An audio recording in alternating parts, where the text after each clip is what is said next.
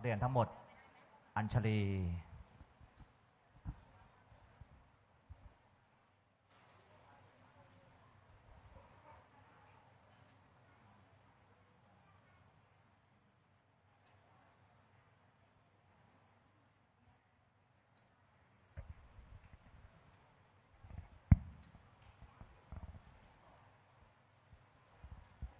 อะระหังสัมมาสัมพุทโธภควา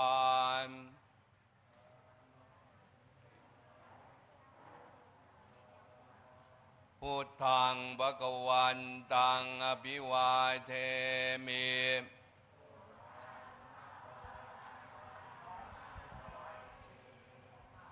สวากขาโตภควตาธัมโม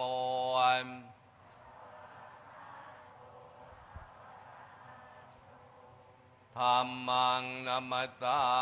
มิสุปฏิปันโนภควโตสาวกสังโฆ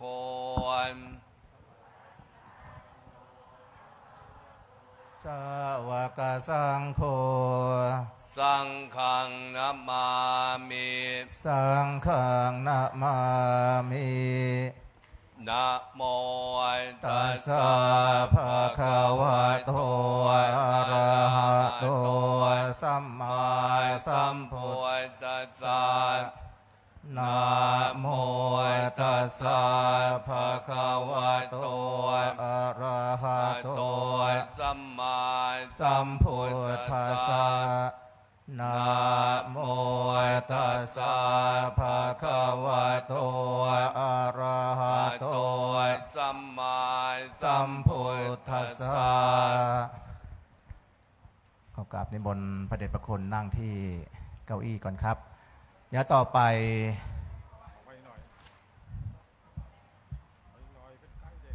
ป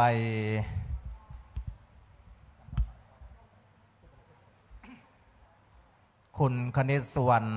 ทองประธานชมรมผู้ปกครองและนางสาวพระพรปรีดาประธานนักเรียน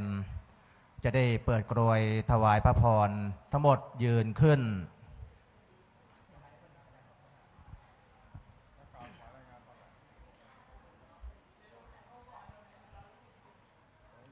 ทั้งหมดทำความเคารพ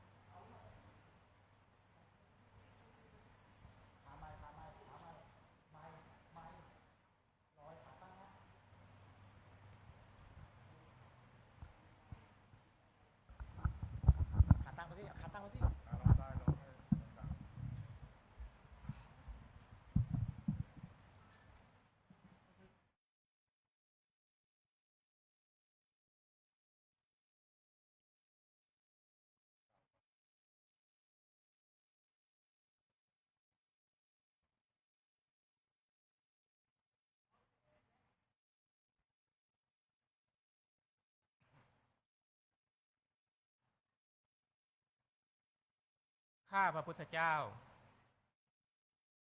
ขอเดชะฝ่าละอองธุลีพระบาทปกเกล้าปกกระหม่อมข้าพระพุทธเจ้านายคณิตสุวรรณทองในนามคณะผู้บริหารครูอาจารย์เจ้าหน้าที่นักเรียนและผู้ปกครองศูนย์ศึกษาพระพุทธศาสนาวันอาทิตย์วัดพระเชตุพนที่มาชุมนุมพร้อมเพรียงกันณมณฑลพิธีแห่งนี้ล้วนมีความปราบปลื้มปิติสมนัสเป็นล้นพ้นเนื่องในอภิลักขิตมหามงคลสมัยแห่งวันเฉลิมพระชนมพรรษาของใต้ฝ่าละอองธุลีพระบาทที่เวียนมาบรรจบอีกคำรบหนึ่งในวันที่12สิงหาคมพุทธศักราช2568ปวงข้าพระพุทธเจ้าล้วนสำนึกในพระมหากรุณาธิคุณของใต้ฝ่าละอองธุลีพระบาทที่ได้ทรงปฏิบัติบำเพ็ญพระราชกรณียกิจเป็นอเนกประการเพื่อประโยชน์สุขของอาณาประชาราษฎร์ และความอุดมสมบูรณ์แก่แผ่นดินตลอดมาพระราชกรณียกิจทั้งปวงจากการทรงงานเมื่อโดยเสด็จพระบาทสมเด็จพระบรมชนกกาธิเบศรมหาภูมิพลอดุลยเดชมหาราชบรมนาถบพิตรในการเสด็จพระราชดำเนินไปทรงเยี่ยมเยียนราษฎรทั่วทุกภูมิภาคของประเทศและจากการเสด็จพระดำเนินด้วยพระองค์เองได้นำไปสู่แนวพระราชดำริเพื่อแก้ไขปัญหาความทุกข์ยากของราษฎรโครงการพระราชดำริน้อยใหญ่อันเกิดจากพระปรีชาสามารถของใต้ฝ่าละอองธุลีพระบาทได้ผลิดอกออกผลสร้างความผาสุกร่มเย็นแก่ปวงประสบนิกรจวบจนปัจจุบันครอบคลุมทั้งในด้านการสังคมสงเคราะห์อันเปี่ยมด้วยพระเมตตาเพื่อช่วยเหลือราษฎรผู้ยากไร้การอนุรักษ์ทรัพยากรธรรมชาติและสิ่งแวดล้อมเพื่อส่งเสริมให้คนอยู่ร่วมกับป่าในเขตพื้นที่อนุรักษ์ตลอดจนการส่งเสริมศิลปาชีพในงานหัตถศิลป์หลากหลายแขนงก่อให้เกิดการทำนุบำรุงสืบทอดงานศิลปะอย่างเข้มแข็งและต่อเนื่องจนศิลปะไทยอันเป็นเอกลักษณ์หนึ่งของไทยสร้างชื่อเสียงเรื่องลือไกลไปยังนานาประเทศทั่วโลกพระมหากรุณาธิคุณอันหาที่สุดมิได้และน้ำพระราชหฤทัยเปี่ยมด้วยพระเมตตาที่ทรงมีต่อปวงประชาดุจดังแม่ของแผ่นดินซึ่งจักจารึกแนบแน่นอยู่ในใจของปวงข้าพระพุทธเจ้าและเหล่าพระสงฆ์นิกรสืบไปในสุภวาระอันเป็นมิ่งมหามงคลนี้ปวงข้าพระเจ้าขอพระราชทานถวายพระพรชัยมงคลขออัญเชิญพระคุณพระศรีรัตนตรัยและสิ่งศักดิ์สิทธิ์ทั่วสากลอานุภาพแห่งพระสยามเทวาธิราชและพระบรมเดชานุภาพแห่งสมเด็จพระบูรพมหากษัตริยาธิราชเจ้าทุกพระองค์โปรดอภิบาลประทานพรให้ใต้ฝ่าละอองธุลีพระบาททรงพระเจริญด้วยจตุรพิธพรชัยพระเกียรติยศเกริกไกรแผ่ไพศาลสถิตยิ่งยืนนานเป็นฉัตรแก้วล่มเกล้าของปวงข้าพเจ้าและผองพระสงฆ์นิกรสาบนิรันดร์เทินด้วยเกล้าด้วยกระหม่อมขอเดชะ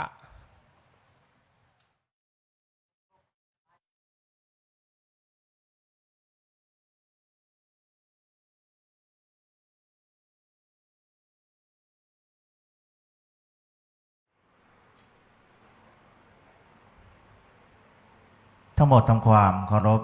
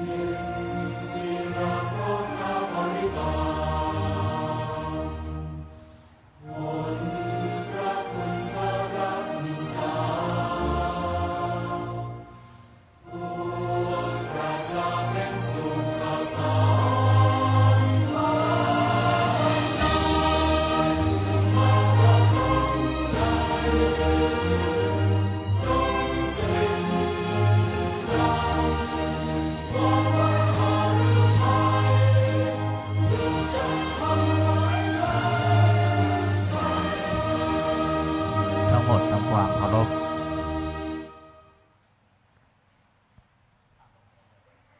ทั้งหมดนั่งลงต่อไปขอกราบพระนาพระครูวิทยธรรมรงค์ ผู้ช่วยเจ้าวาดวัดพระเชตุพนผู้อำนวยการศูนย์ศึกษาพระพุทธศาสนาวัดทิศวัดพระเชตุพนได้กล่าวถวายรายงานแต่ท่านประธานในพิธีขอกราบนิมนต์ครับ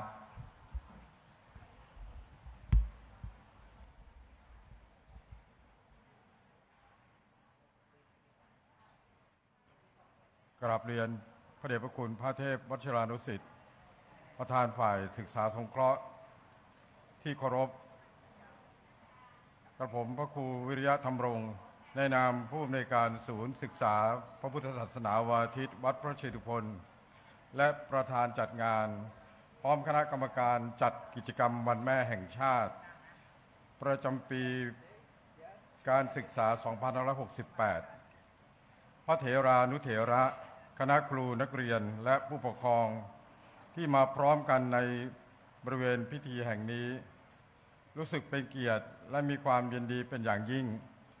ที่ท่านได้เมตตาสละเวลามาเป็นประธานเปิดกิจกรรมวันแม่แห่งชาติประจำปีการศึกษา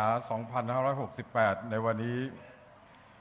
วันที่ 12 สิงหาคมของทุกปีเป็นวันเฉลิมพระชนมพรรษา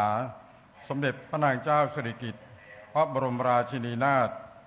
พระบรมราชชนนีพันปีหลวงพระองค์ท่านทรงเป็นขัตติยราชนารี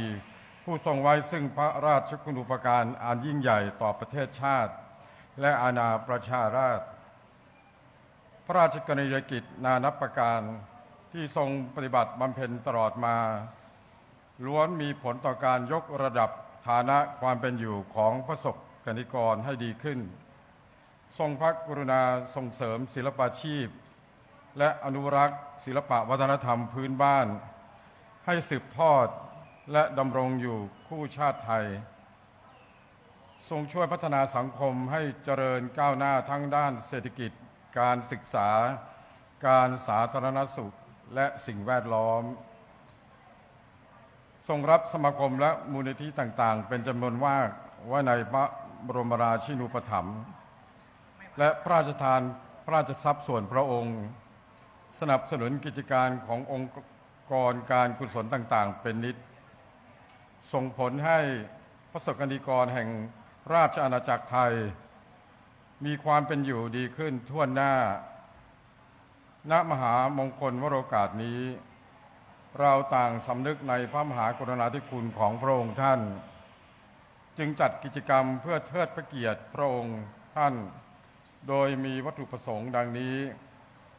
1. เพื่อให้คณะครูผู้ปกครองนักเรียนได้แสดงออกถึงความจงรักภักดีต่อสมเด็จพระนางเจ้าสิริกิติ์พระบรมราชินีนาถ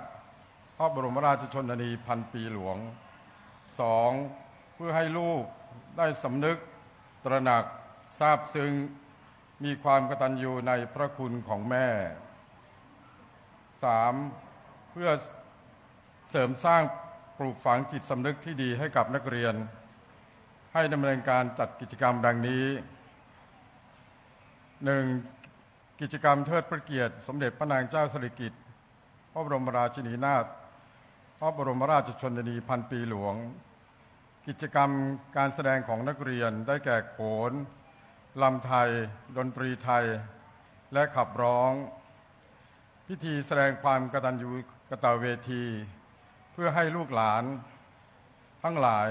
ระลึกถึงพระคุณอันยิ่งใหญ่ของมารดาผู้ให้กำเนิดเลี้ยงดูและอบรมสั่งสอนด้วยความรักและความเสียสละดังพระพุทธโอวาทว่ามารดาบิดาเป็นพรหมของบุตรขอให้ความกตัญญูกตเวทีที่ทุกคนแสดงออกเป็นแรงบันดาลใจ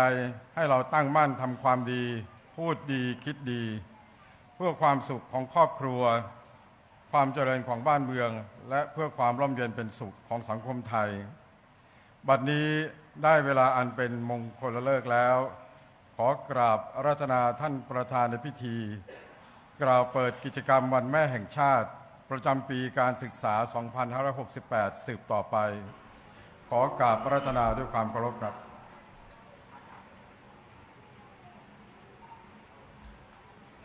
ท่านพระครูวิริยะธรรมรงค์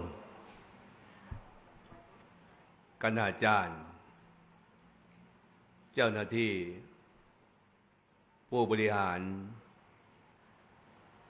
ผู้ปกครอง และนักเรียนทุกท่าน ในนามคณะสงฆ์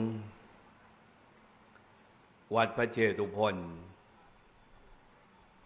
ซึ่งมีท่านเจ้าพระคุณสมเด็จพระมหาธีราจารย์อธิบดีสงฆ์วัดพระเชตุพนได้มีบัญชาให้อาตมาเป็นผู้แทนในการเปิดกิจกรรมวันแม่แห่งชาติประจำปี 2568 ในข่าวครั้งนี้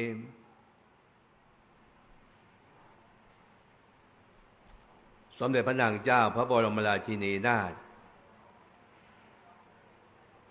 ในรัชกาลที่ 9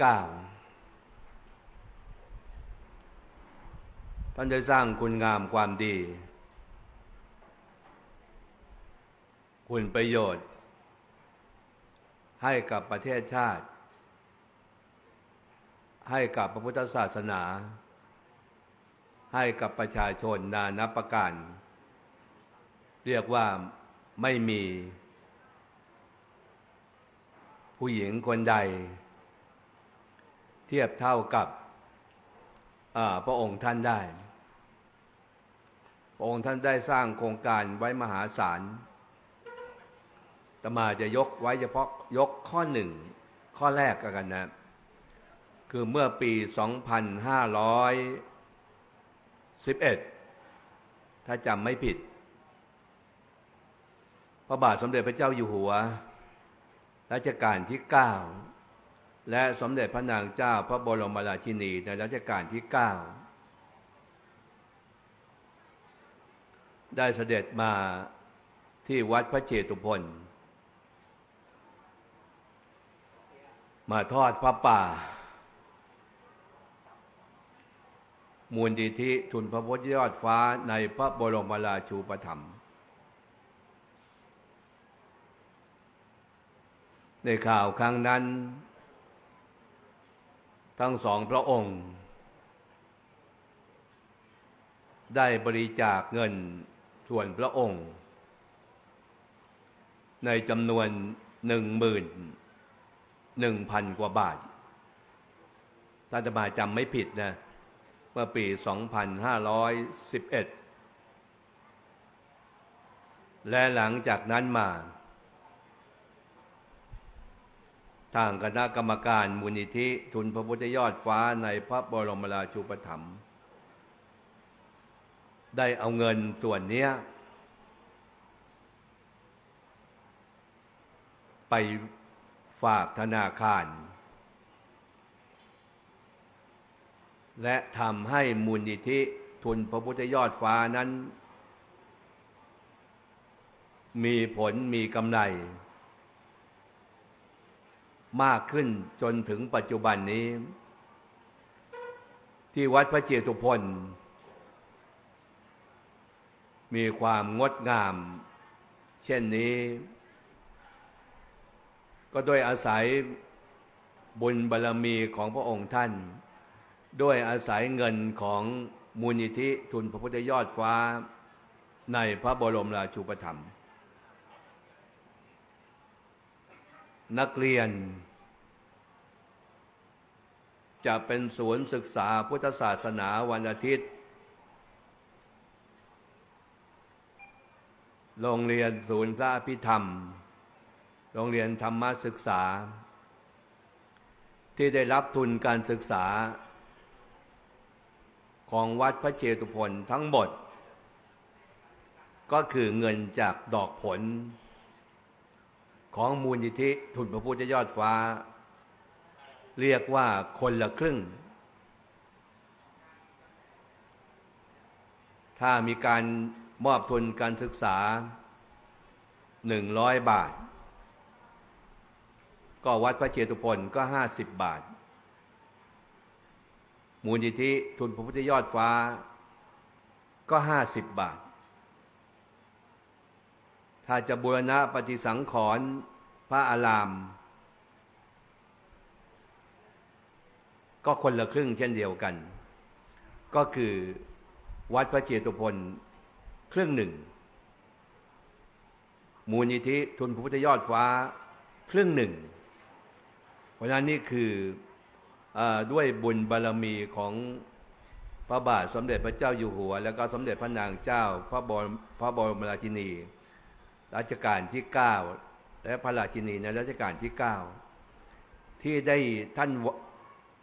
ทรงมีแนวความคิดว่าทำไงจะให้วัดวาอารามต่างๆมูลนิธิต่างๆเจริญรุ่งเรืองยิ่งขึ้นไปท่านวางการไกลมากๆนะเพราะนั้นนักเรียนต้องมีความภาคภูมิใจเลยว่าที่เราได้เรียนทุกวันนี้ที่เราได้ทานข้าวฟรีทุกวันนี้ที่เราได้มีเสื้อผ้าใส่ทุกวันนี้ก็เพราะดอกผลของมูลนิธิที่สมเด็จพระนางเจ้าพระบรมราชินีในรัชกาลที่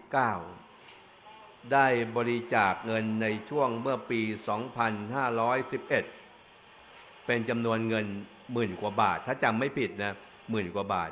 เพราะฉะนั้นในปัจจุบันนี้ทำให้มูลนิธิทุนพระพุทธยอดฟ้ามีความมั่นคงแข็งแรงมากยิ่งขึ้นไปนะเพราะฉะนั้นพวกเราทุกคนต้องมีความแสดงออกมีความแสดงความจงรักภักดีต่อพระองค์ท่านอย่าด้วยอย่างใดก็แล้วแต่เรียกว่าแค่ประพฤติดีปฏิบัติชอบไม่ลบหลู่สถาบันแล้วก็ไม่ทำร้ายผู้อื่นเราถือว่าเราทำความดีถวายท่านอยู่แล้วยิ่งไปกว่านั้นพวกเธอทั้งหลายวันที่12ถือว่าเป็นวันแม่แห่งชาติทุกคนมีพ่อมีแม่หมดทุกคนอาตมาก็มีพ่อมีแม่ท่านพระครูวิยะธรรมรงค์ผู้อำนวยการก็มีพ่อมีแม่ท่านผู้บริหารทุกคนก็มีพ่อมีแม่ทุกคนมีพ่อมีแม่หมดทุกคนคือตั้งแต่วันนี้เป็นต้นไปหรือวันที่12ก็ได้นะเราจะต้องนึกถึงบุญคุณทำความดีเพื่อแม่ให้มากที่สุดเท่าที่จะทำได้แม่ทุกคนเลี้ยงลูกมาเนี่ยทุกคนอยู่ในท้องแม่มาเนี่ย9 เดือน9 เดือนใช่ปะ9 เดือนไหม9 เดือนปะ9 เดือน9 เดือนเดี๋ยวลองไปถามแม่ดูนะว่าแม่ตอนที่หนูอยู่ในท้องน่ะแม่เลี้ยงหนูมา9 เดือนเนี่ยแม่อยากกินเปรี้ยวกินหวานกินเค็มแม่ทำให้เราต้องหมดทำไมต้องกินเปรี้ยวกินหวานกินเค็มกินมันกินทั้งหมดเพื่อต้องเลี้ยงดูตัวแม่ด้วยตัวลูกด้วยถ้าแม่ไม่กินไม่ทานก็กลัวว่าแม่จะตายด้วยกลัวลูกจะตายด้วยจะตายในระหว่างครรภ์ของมารดาแม่ต้องพยายามดูแลลูกให้ดีที่สุดเพราะนั้นเมื่อเราเกิดมาแล้วเนี่ยเราจะต้องตอบแทนบุญคุณพ่อแม่ให้ได้ตอบแทนด้วยการประพฤติดีปฏิบัติชอบเรียนหนังสือเก่งๆไม่เกเรขยันทำงานแค่นี้ก็พอแล้วแต่ถ้าเกิดว่าใครทำไม่ได้เนี่ย เท่ากับว่าเป็นคนอกตัญญูประพฤติก็ไม่ดีปฏิบัติก็ไม่ดีเรียนหนังสือก็ไม่ดีงานก็ไม่ทำอะไรก็ไม่ทำเลยเรียกว่าเป็นลูกอกตัญญูวันนั้นในโอกาสวันแม่แห่งชาติหรือวันแม่ของเราเนี่ยพวกเด็กๆวันนี้นะเดี๋ยวกลับไปเนี่ยกลับไปบ้านไปกราบพ่อกราบแม่คุณแม่คะขอบพระคุณมากๆนะที่คุณแม่เลี้ยงหนูมาตั้งแต่เล็กจนถึงปัจจุบันนี้ลูกขออำนวยอวยพรให้คุณแม่มีสุขภาพร่างกายแข็งแรงมีความสุขความเจริญมีความเจริญก้าวหน้าเป็นร่มโพล่มไทรกับครอบครัวเท่านี้แม่ก็ดีใจแล้วทำได้ไหมทำได้ไหมทำได้ปะทำทุกคนนะคุณแม่ครับผมขอบคุณคุณแม่มากๆครับที่ได้เลี้ยงดูผมมาตั้งแต่9 เดือนจนถึงณปัจจุบันนี้ผม12 ขวบ13 ขวบ7 ขวบแล้วว่าไปนะแล้วก็ให้พรคุณพ่อคุณแม่จะขอบพระคุณลูกหลานเป็นอย่างยิ่งนะเพราะนั้นแล้วก็โดยเฉพาะต้องแผ่บารมีไพศาลให้สมเด็จพระนางเจ้าพระบรมราชินีในรัชกาลที่9พูดเองได้ว่าขอให้พระองค์มีสุขภาพร่างกายแข็งแรงมีความสุขความเจริญมีความเจริญเป็นมิ่งขวัญของพระสงฆ์นิกรชาวไทย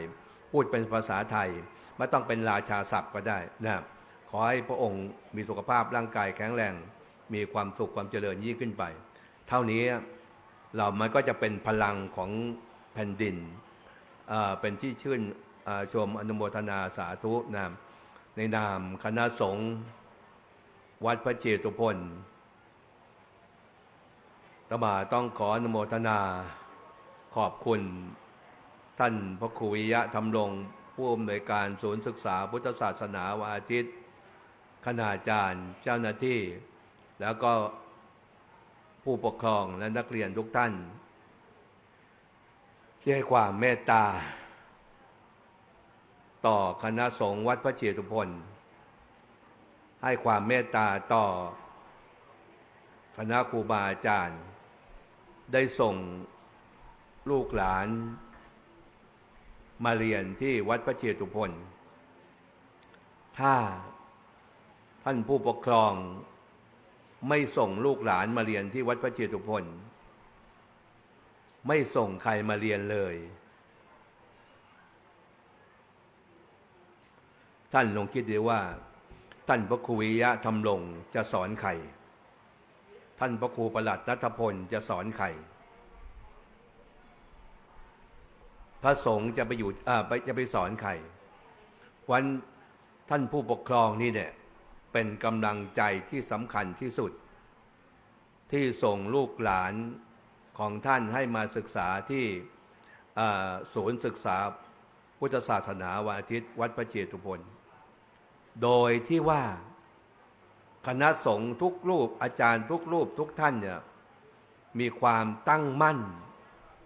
เป็นอย่างยิ่งว่าจะทำอย่างไรให้ลูกหลานของท่านมีความประพฤติดีปฏิบัติดีปฏิบัติชอบขยันขันแข็งแล้วก็เป็นที่ไว้เนื้อเชื่อใจของคุณพ่อคุณแม่แล้วก็ผู้ปกครองทุกคนเพราะฉะนั้นอาตมาต้องขออนุโมทนาขอบคุณท่านผู้ปกครองทุกท่านด้วยนะและก็ในที่สุดนี้อาตมาขออำนาจคุณพระศรีรัตนตรัยซึ่งมีหลวงพ่อพระพุทธเทวปฏิมากรพระพุทธโลกนาถและหลวงพ่อพระพุทธสายญาติและสิ่งศักดิ์สิทธิ์ทั้งหลายภายในวัดพระเจตุพนนี้จงดลบันดาลให้ ท่านผู้บริหารคณาจารย์เจ้าหน้าที่ผู้ปกครอง แล้วก็นักเรียนทุกท่านตลอดจนทั้งประชาชนผู้ให้ความอุปถัมภ์ทุกคน จงมีสุขภาพร่างกายแข็งแรงมีความสุขความเจริญ มีความเจริญก้าวหน้า คิดสิ่งหนึ่งสิ่งใดที่เป็นไปได้ชอบ ประกอบไปด้วยธรรม ขอให้ความคิดความปรารถนานั้นจงสำเร็จจงสำเร็จจงสำเร็จด้วยกันทุกท่านทุกคนเทิน สาธุต่อไปขอกราบพระนาพระครูวิยธรรมรงค์ผู้อำนวยการศูนย์ศึกษาพระพุทธศาสนาวันทิตวัดพระเชตุพนได้เป็นประธานถวายทายธรรมในพระเดชพระคุณท่านเจ้าคุณพระเทพวัชรานุสิทธิ์ขอกราบนิมนต์ครับ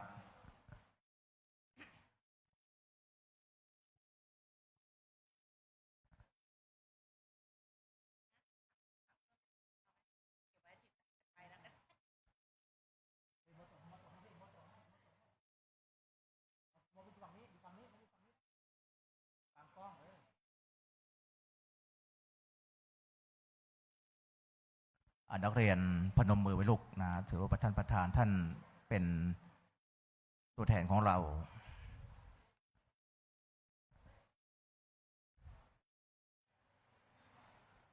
สาธุสาธุ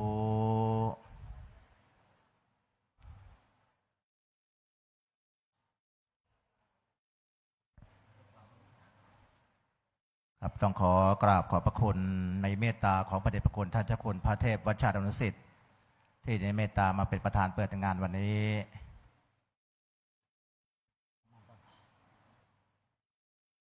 เดี๋ยวเคลียร์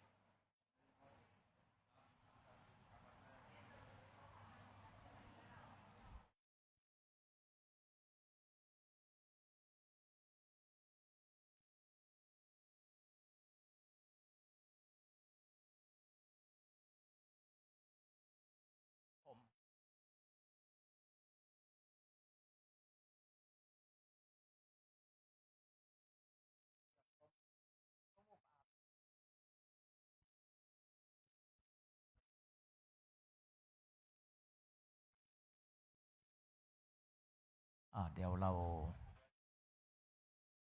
ขอเคลียร์สถานที่บนเวทีและต่อไปจะเป็นการรำถวายพระพรแด่สมเด็จพระนางเจ้าสิริกิติ์พระบรมราชินีนาถพระราชชนนีพันปีหลวงหลังจากนั้นพระอาจารย์มหาสมบูรณ์วรยาโนพระธรรมวิจากรเครือข่ายธรรมอารมณ์ดีวัดมหาพุทธารามกรุงเทพมหานครท่านจะได้บรรยายพระคุณแม่ในวันนี้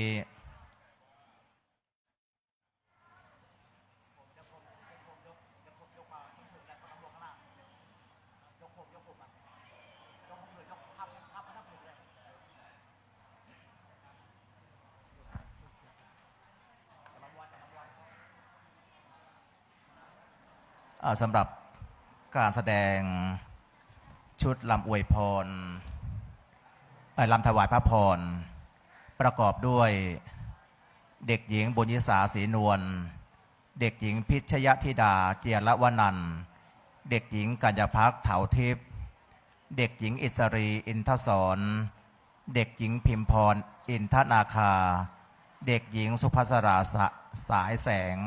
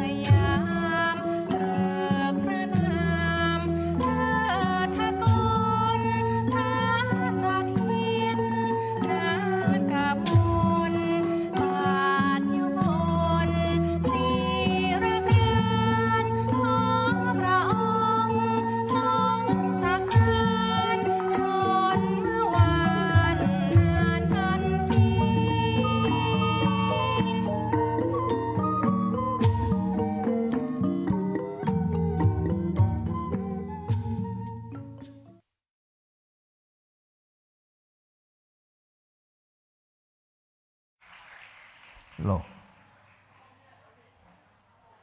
จบไปแล้วสำหรับในชุดลำถวายพระพร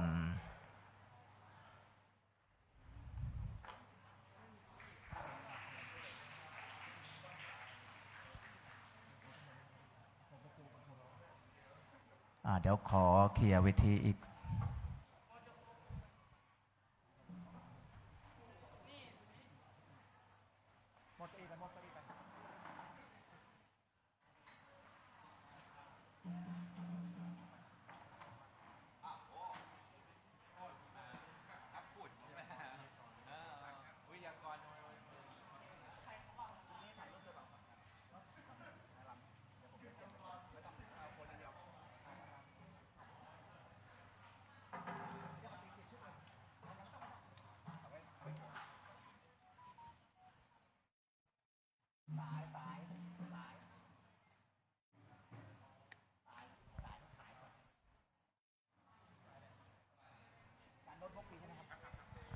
ให้เด็กเตรียมก่อนไหมครับ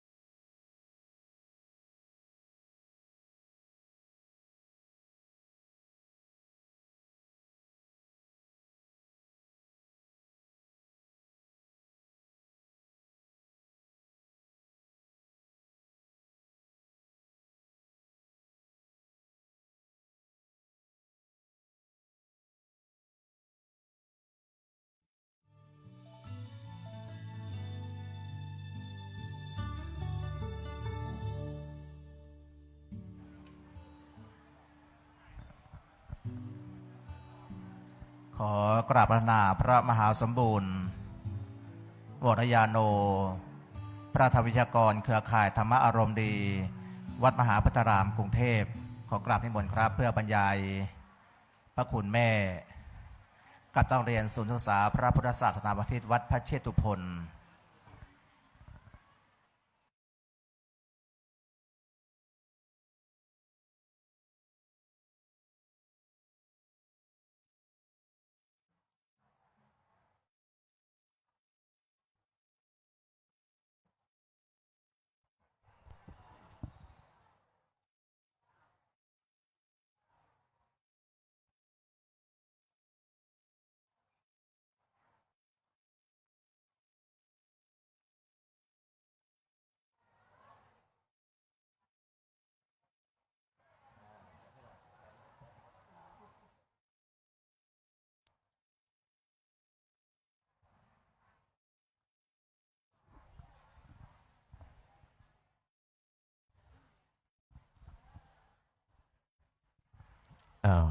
ญาติโยมแล้วก็หนูน้องนักเรียนใครได้ยินเสียงพระอาจารย์แล้วพนมมือขึ้นพนมมือนั่งตามสบายนะโยมนะนั่งขัดสมาธิก็ได้จะได้นั่งได้นานหน่อยเบื้องต้นเชิญน้องนักเรียนแล้วก็คุณพ่อคุณแม่ทุกท่านลองว่าตามพระอาจารย์นะเบื้องต้นนะ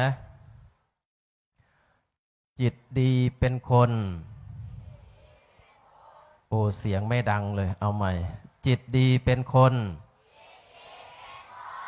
จิตกังวลเป็นบ้าจิตกล้าเป็นนักรบจิตสงบเป็นนักปราชญ์จิตฉลาดเป็นบัณฑิตจิตไม่ยึดไม่ติดเป็นพระนิพพาน อีกรอบหนึ่งนะครับจิตดีเป็นคน จิตกังวลเป็นบ้า จิตกล้าเป็นนักรบ จิตสงบเป็นนักปราชญ์จิตฉลาดเป็นบัณฑิต จิตไม่ยึดไม่ติดเป็นพระนิพพานเอาไหนลองว่าพร้อมกัน1 2 3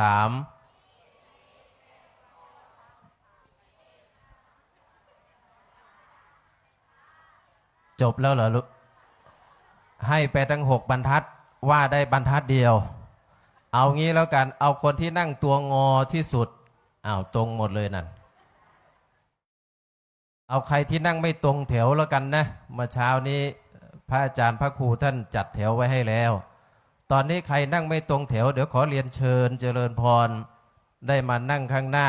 แล้วก็มาว่าให้เพื่อนๆฟังแล้วกันโอเคตอนนี้ตรงแล้วเอามือลงก่อนถ้าอย่างนั้นเบื้องต้นขอเจริญพรญาติโยมทุกคนทุกท่านนะ30 วินาทีต่อจากนี้มือ2 ข้างลองเอาวางไว้บนตักของตัวเองหงายมือ2 ข้างขึ้นดันหลังตัวเองให้ตรงแล้วก็ให้ตรงที่สุดนะน้องๆนักเรียนทุกคนก็เช่นเดียวกัน30 วินาทีไหนลองหลับตาดูซิ3 2 1เริ่มคนไหนลืมตาขึ้นมาจะเชิญคนนั้นนะขึ้นมาว่าก่อนเมื่อกี้นี้ประมาณ6 บรรทัดนะให้เพื่อนๆฟัง30 วินาทีนะตอนนี้ผ่านไปแล้ว5 วินาที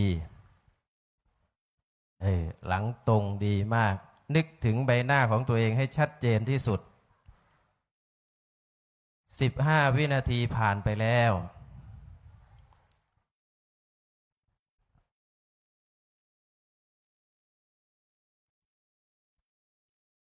10 วินาทีสุดท้าย9 8 7 6 5 4 3 2 1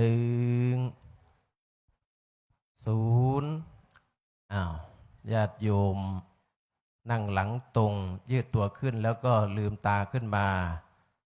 เบื้องต้นนี้ต้องกราบขอโอกาส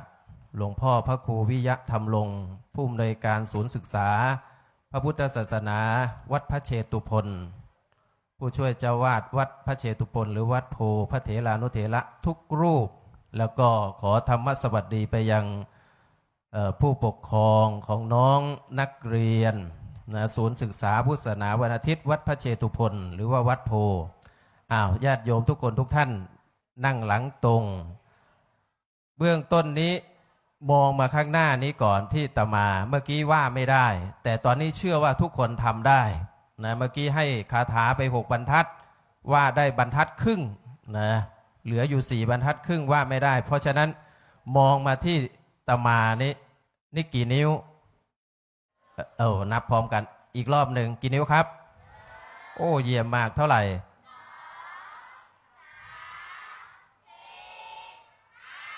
สุดยอดเลยอีกรอบหนึ่งสิ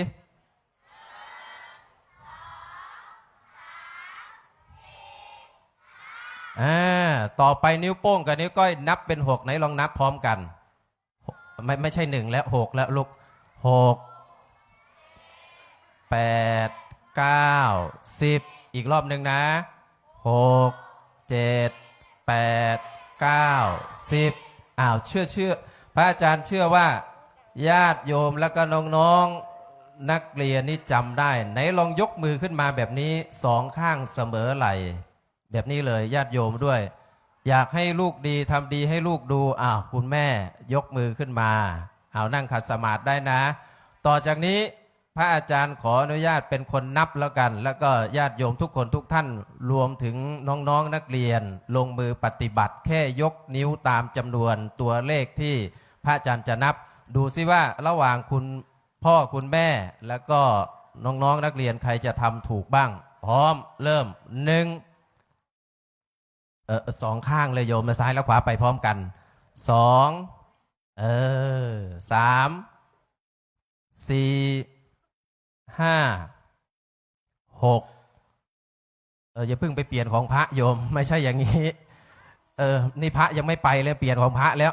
6นี่นิ้วโป้งกับนิ้วก้อยเจริญพร78 9 10ทีนี้ถอยหลัง9 8 7 6 5 4 3 2 1 2 1 3 1 4 1 5 1 6 1 7 1 8 1 9 1 10โยมทำไม่ทันใช่ไหม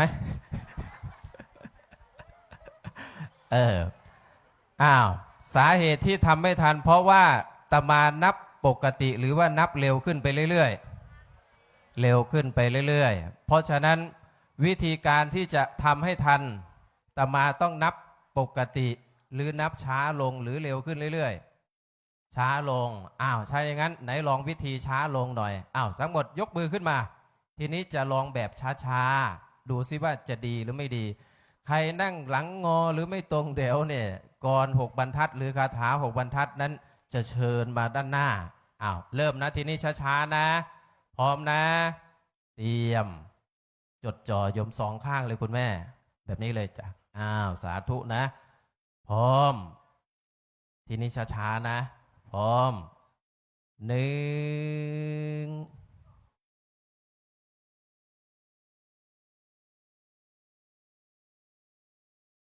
2 3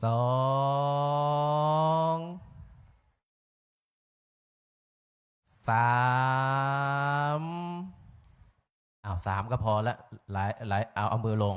รู้สึกหลายท่านเริ่มประท้วงด้วยสายตาแล้วว่าช้าเกินไปหรือเปล่าว่างั้นนั่งตัวตรงหน่อยเจริญพรถามญาติโยมทุกคนทุกท่านพร้อมทั้งน้องนักเรียนว่า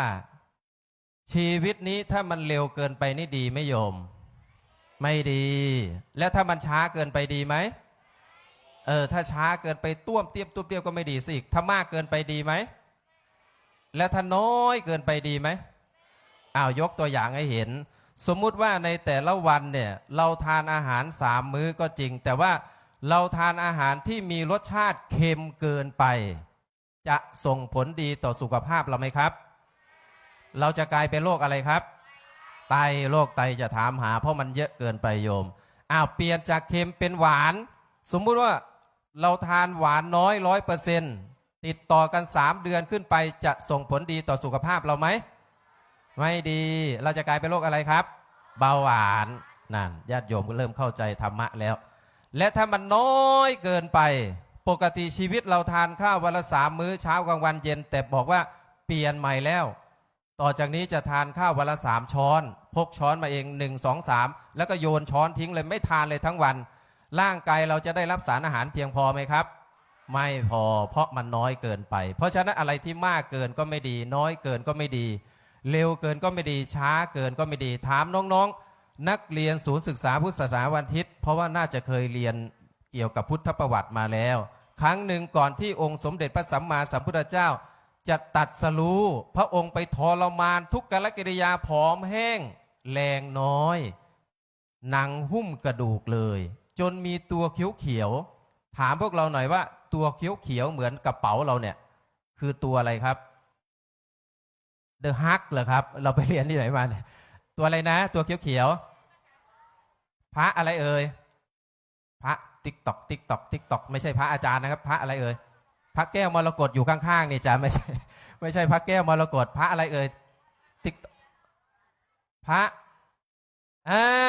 น้องๆทางนี้ตอบมาถูกแล้วพระอินทร์มาดีดอะไรให้ฟังดีพินถูกต้องกี่สายครับ3 สายแรกพระอินทร์ขึงไว้ตึงมากปรากฏว่าผลลัพธ์เป็นยังไงครับขาดถูกต้องแสดงว่าพระอาจารย์ท่านสอนดีเข้าใจธรรมะขึงไว้ตึงขาดเลยแต่ว่าสายที่2พระอินทร์ดีดขึงไว้หย่อนดังไหมครับไม่ดังก็ดังไม่ดีเพราะมันหย่อนเกินไปพระอินทร์จึงลุยดีดสายที่3ต่อเลยขึงไว้พอดีไม่เข่งไม่หย่อนปรากฏว่าผลลัพธ์เสียงไพเราะเพราะพิงเพราะฉะนั้นพระองค์เกิดปัญญาว่าที่ผ่านมาเราเยอะเกินไปเกือบจะเอาชีวิตไม่รอด หย่อนเกินไปก็ไม่ดี ต้องเดินทางสายกลางคือมัชฌิมาปฏิปทาไม่เข่งและไม่หย่อนเกินไปนะครับต่อจากนี้รอบสุดท้ายลองยกมือขึ้นมาเสมอไหล่แบบนี้ญาติโยมแล้วก็น้องๆนักเรียนด้วย3 รอบสุดท้ายนะต่อจากนี้แสดงความซื่อสัตย์ซื่อตรงนะครับอยากให้ลูกหลานดีทำดีให้ลูกหลานดูญาติโยมทุกคนทุกท่านลองหลับตาและน้องๆนักเรียนหลับตาพระอาจารย์จะนับ3 รอบและก็ตามความคิดและสติเราให้ทันพร้อมเริ่ม1เยี่ยมมากชู1 นิ้วญาติโยม2ไปแล้วทีนี้นับแบบพอดีนะ3 4 5 6 7 8 9 10ถอยหลังครับ9 8 7 6 5 4 3 2 1 2รอบสุดท้ายโยม1 3 1 4 1 5 1 6 1 7 1 8 1 9 1 10 5 4 7 3 6 8 10 9 2 7 6 1 8ค้างไว้ก่อนโยมแล้วโยมลองลืมตาขึ้นมาดูซิว่านิ้วโป้งไปหยุดอยู่ที่นิ้วกลางไหมถ้านิ้วโป้งหยุดอยู่ที่นิ้วกลางแสดงว่าตามทันหมดเลยตมานับเท่าไหร่ก็ตามทันหมดแต่ถ้าไปหยุดอยู่ที่นิ้วอื่นแสดงว่าไม่ทันแล้วนะครับแสดงว่าไม่ทันแล้วเอามือลงนั่งขัดสมาธิโยมมองเห็นจอไหมหนูมองเห็นจอไหมครับจอมันขึ้นไหมไม่รู้ไม่ขึ้นเลยแหละไม่ขึ้นรูปพระอาจารย์ไหมไม่มีสัญญาณขึ้นไม่มีสัญญาณเหรอเดี๋ยวลองดูก่อนนะเดี๋ยวเจ้าหน้าที่เขาดูให้เนี่ยเดี๋ยวขึ้นยังไม่มีอะไรไปเลย มีสัญญาณไหมมีแล้วใช่ไหมโอเคมีแล้วนะลองดูซิเฉพาะคนที่มองเห็นนะโอเคเฉพาะคนที่มองเห็นโยมไหนลองทำตามเพื่อนเราที่จอเมื่อเสียงมาไหมคุณโยมเจ้าหน้าที่เดี๋ยวขอเสียงมาไหนลองยกมือตามเพื่อนเราที่หน้าจอที่โยมไม่เห็นไม่เป็นไรเอาเฉพาะคนที่มองเห็นก่อนนี่แสดงว่าหลายคนทำได้จิตจดจ่อกับสิ่งที่อยู่ตรงหน้าสมาธิเกิดขึ้นนี่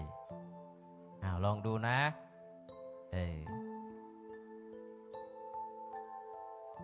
เวลาที่เราเรียนหนังสือจิตเราจดจ่อในคำสอนของครูบาอาจารย์ที่ท่านสอนวิชาต่างๆเราจะเข้าใจในเนื้อหาสาระที่คุณครูได้พร่ำสอนเพราะจิตเราจดจ่อในเนื้อหาสาระเวลาเราอยู่ที่บ้านคุณพ่อคุณแม่ใช้งานนะเราก็ตั้งใจฟังแล้วเราก็ทำหน้าที่คำว่าลูกนะได้ดีแล้วก็จิตจดจ่อเหมือนกันลองทำสินี่อยู่ในจอนี่น้องนี่อยู่ป.2 เองอยู่ในจอนั้นนะที่โยมไม่เห็นไม่เป็นไรนะ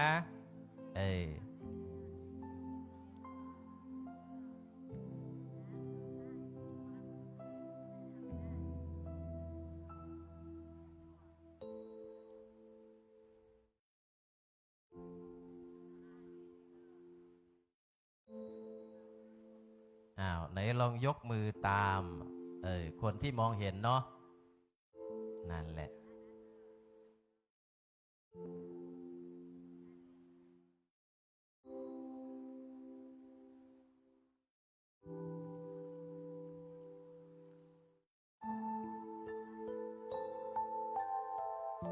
นี่ด้านท้ายนี่มองเห็นทำได้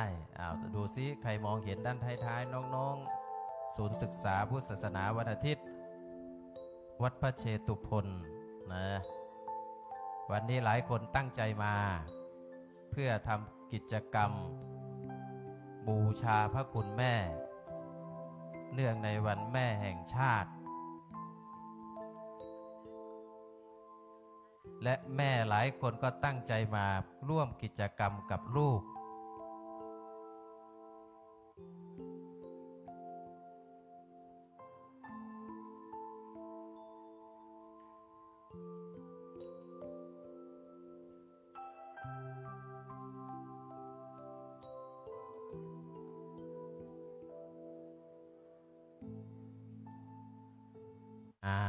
นั่งตัวตรงต่อจากนี้ไม่เป็นไรที่มองไม่เห็น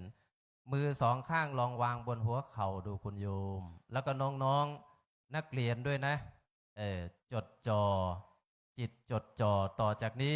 ถ้าตั้งใจก็จะใช้เวลาไม่เยอะแต่ถ้าไม่ตั้งใจก็ใช้เวลาไม่เยอะเหมือนเดิมนะโยมมือสองข้างวางบนหัวเข่าตัวเองหลังตรงนะน้องๆหนูๆนักเรียนต่อจากนี้ระหว่างคุณพ่อคุณแม่ผู้ปกครองแล้วก็น้องนักเรียนดูซิว่าใครจะจิตจดจ่อมากกว่ากันมือสองข้างวางบนหัวเข่าตัวเองหงายมือขึ้นชึบโอเคต่อจากนี้ให้นับนิ้วตัวเองพระอาจารย์จะท่องกลอนบทหนึ่งให้ฟังนะครับเฉพาะคำว่าตั้งต่อเต่าไม่หันอากาศงองูไม่โทอ่านว่าตั้งว่ามันมีทั้งหมดกี่คำดูซิว่าใครจะกำหนดนับได้ทั้งผู้ปกครองแล้วก็น้องเยาวชนนะเตรียมเริ่มตั้งจิตมีคำว่าตั้งกี่คำครับหนึ่งคำแต่ว่ายังไม่จบแค่นั้นทีนี้ตั้งใจฟังตั้งจิตตั้งใจตั้งไว้ให้ดีตั้งแต่วันนี้ขอจงตั้งใจตั้งตัวตั้งต้นตั้งตนตั้งมั่นฝึกฝนใฝ่ฝันฝ่าฟันฝันใฝ่อบรมบ่มเพาะเจาะจิตเจาะใจส่งเสริมสอดไส้สวมใส่ศีลธรรมทำแต่ความดีทุกลมหายใจมีคำว่าตั้งกี่คำครับไหนใครว่า9คำนับได้9ยกมือขึ้นส่วนมากเอามือลงไหนใครว่าได้มากกว่า9อีกเมื่อกี้ที่นับมีมากกว่า9ไหนใครได้น้อยกว่า9เอาความจริงได้น้อยกว่า9ไม่มีมีอยู่2พวกนะครับคือ9แล้วก็มากกว่า9น้อยกว่า9ไม่มีคำตอบที่ถูกต้องคือฟังให้ดีนะครับคำตอบที่ถูกต้องคือ9คำครับโอ้โหจบปรบมือดีใจเหมือนได้แชมป์เลยเดี๋ยวได้รางวัลนะเดี๋ยวให้หลวงพ่อพระนอนในวิหารนะยกกลับวัดได้เลยยกกลับบ้านได้เลยทีนี้เพื่อความก้าวหน้าของชีวิตต่อจากนี้ทั้งหมดนั่งตัวตรงคนที่มองเห็นจอนี่จะได้เปรียบนิดหนึ่งนะเพราะว่าเดี๋ยวจะมีเรื่องราวหนึ่งเรื่องราวให้เราได้ชมแต่คนที่มองไม่เห็นจอก็เชิงเง้อคอมองนิดหนึ่งนะโยมนะมีเรื่องราวหนึ่งชีวิตเพื่อความเจริญก้าวหน้าในชีวิตนะครับ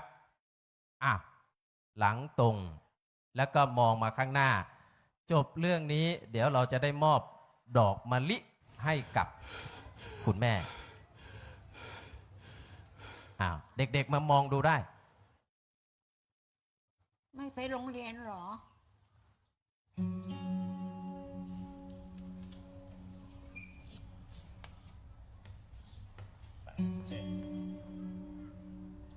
112แล้วก็จำนวนถัดไปเรื่องราวของ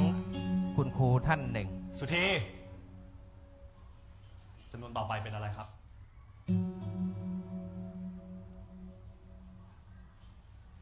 ก็เห็นใจของแกนะ แต่ที่นี่โรงเรียนมันไม่ใช่บ้าน นั่นดี เด็กจะเอาสมาธิที่ไหนไปเรียนนะ เห็นลูกบอกว่าบางทีก็ให้เด็กคอยนั่งเฝ้าด้วยนะ นะดูแลแม่ครูให้ครับ เอาแม่มาทุกวันแบบเนี้ยสงสารเด็ก จริงๆหาคนดูแลเป็นเรื่องเป็นราวน่าจะดีกว่า เนี่ยผมกำลังคิดอยู่ว่าผมจะลูกไปเรียนที่อื่น สวัสดีลูกสวัสดี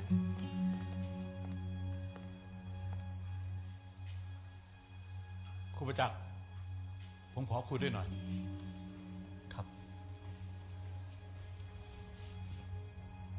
แม่ ครูครับผมกลับก่อนนะครับ ครับ สวัสดีครับ เอาตั้งใจดูให้ดีนะ เดี๋ยวจะ ผู้ปกค ถาร อ ม งพูดกันมาเยอะ ผมว่าครูประจักษ์ต้องคิดเรื่องนี้อย่างจริงจังได้แล้ว ครับ ผมพอจะหาคนดูแลแม่ครูได้นะ ขอบคุณนะครับผอ.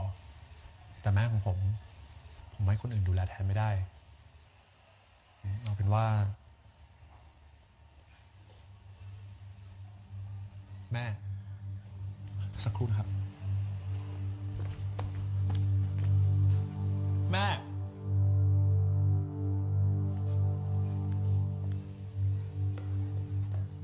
แม่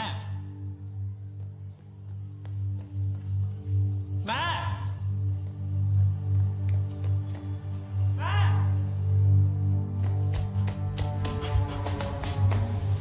่ จะไปไหน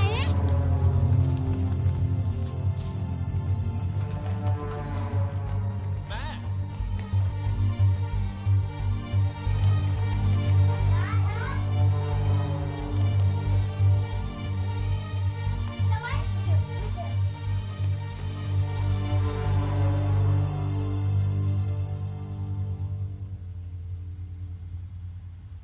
ถ้าผมโต ผมจะขับรถให้แม่นั่ง เป็นอะไร แม่จอด อะไรลูก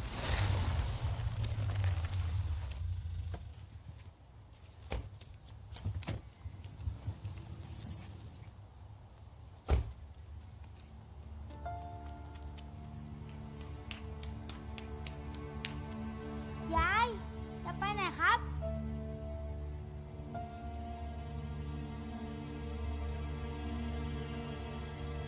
ที่ผมนัดผู้ปกครองมาวันนี้ ก็ด้วยเรื่องที่หลายท่านร้องเรียนกันมา นั่นคือเรื่องครูประจักษ์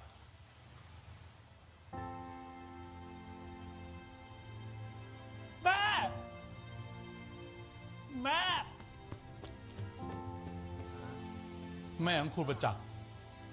เป็นโรคสมองเสื่อมและการที่แกพาแม่มาโรงเรียนด้วย ก็อาจจะสร้างความลำบากใจให้กับหลายๆท่าน ครูประจักษ์บอกผมว่า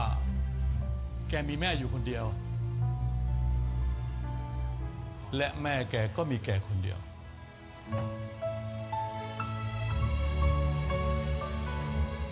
ที่ผ่านมามีหลายโรงเรียน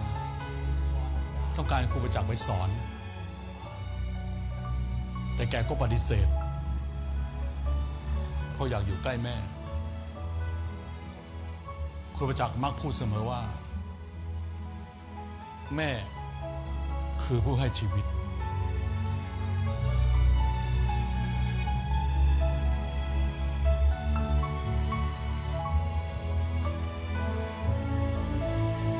เอาละครับ เราทุกคนมีสิทธิ์ที่จะปกป้องคนที่เรารัก ถ้าท่านใดในห้องนี้ เห็นว่าครูประจักษ์ไม่มีความเหมาะสมกับการเป็นครูที่นี่ ขอให้ไปลงรายชื่อกันนะครับ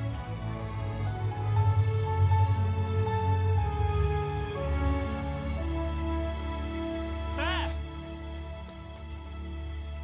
แม่ แม่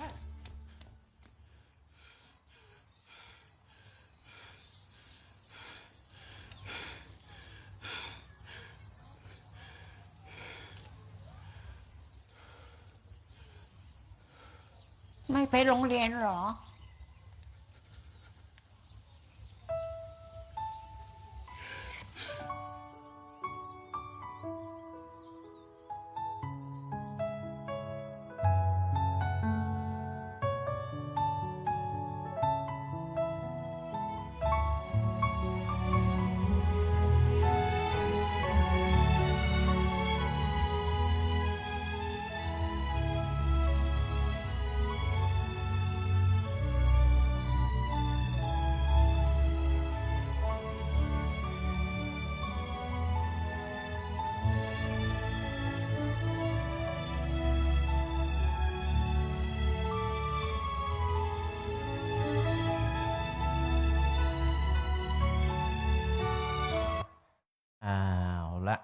ต่อจากนี้เชิญ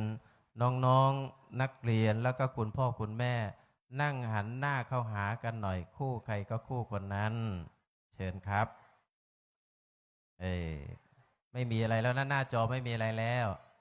นั่งหันหน้าเข้าหากันระหว่างคุณผู้ปกครองแล้วก็น้องๆหนูนักเรียนนั่งขัดสมาธิได้เลยอนุญาต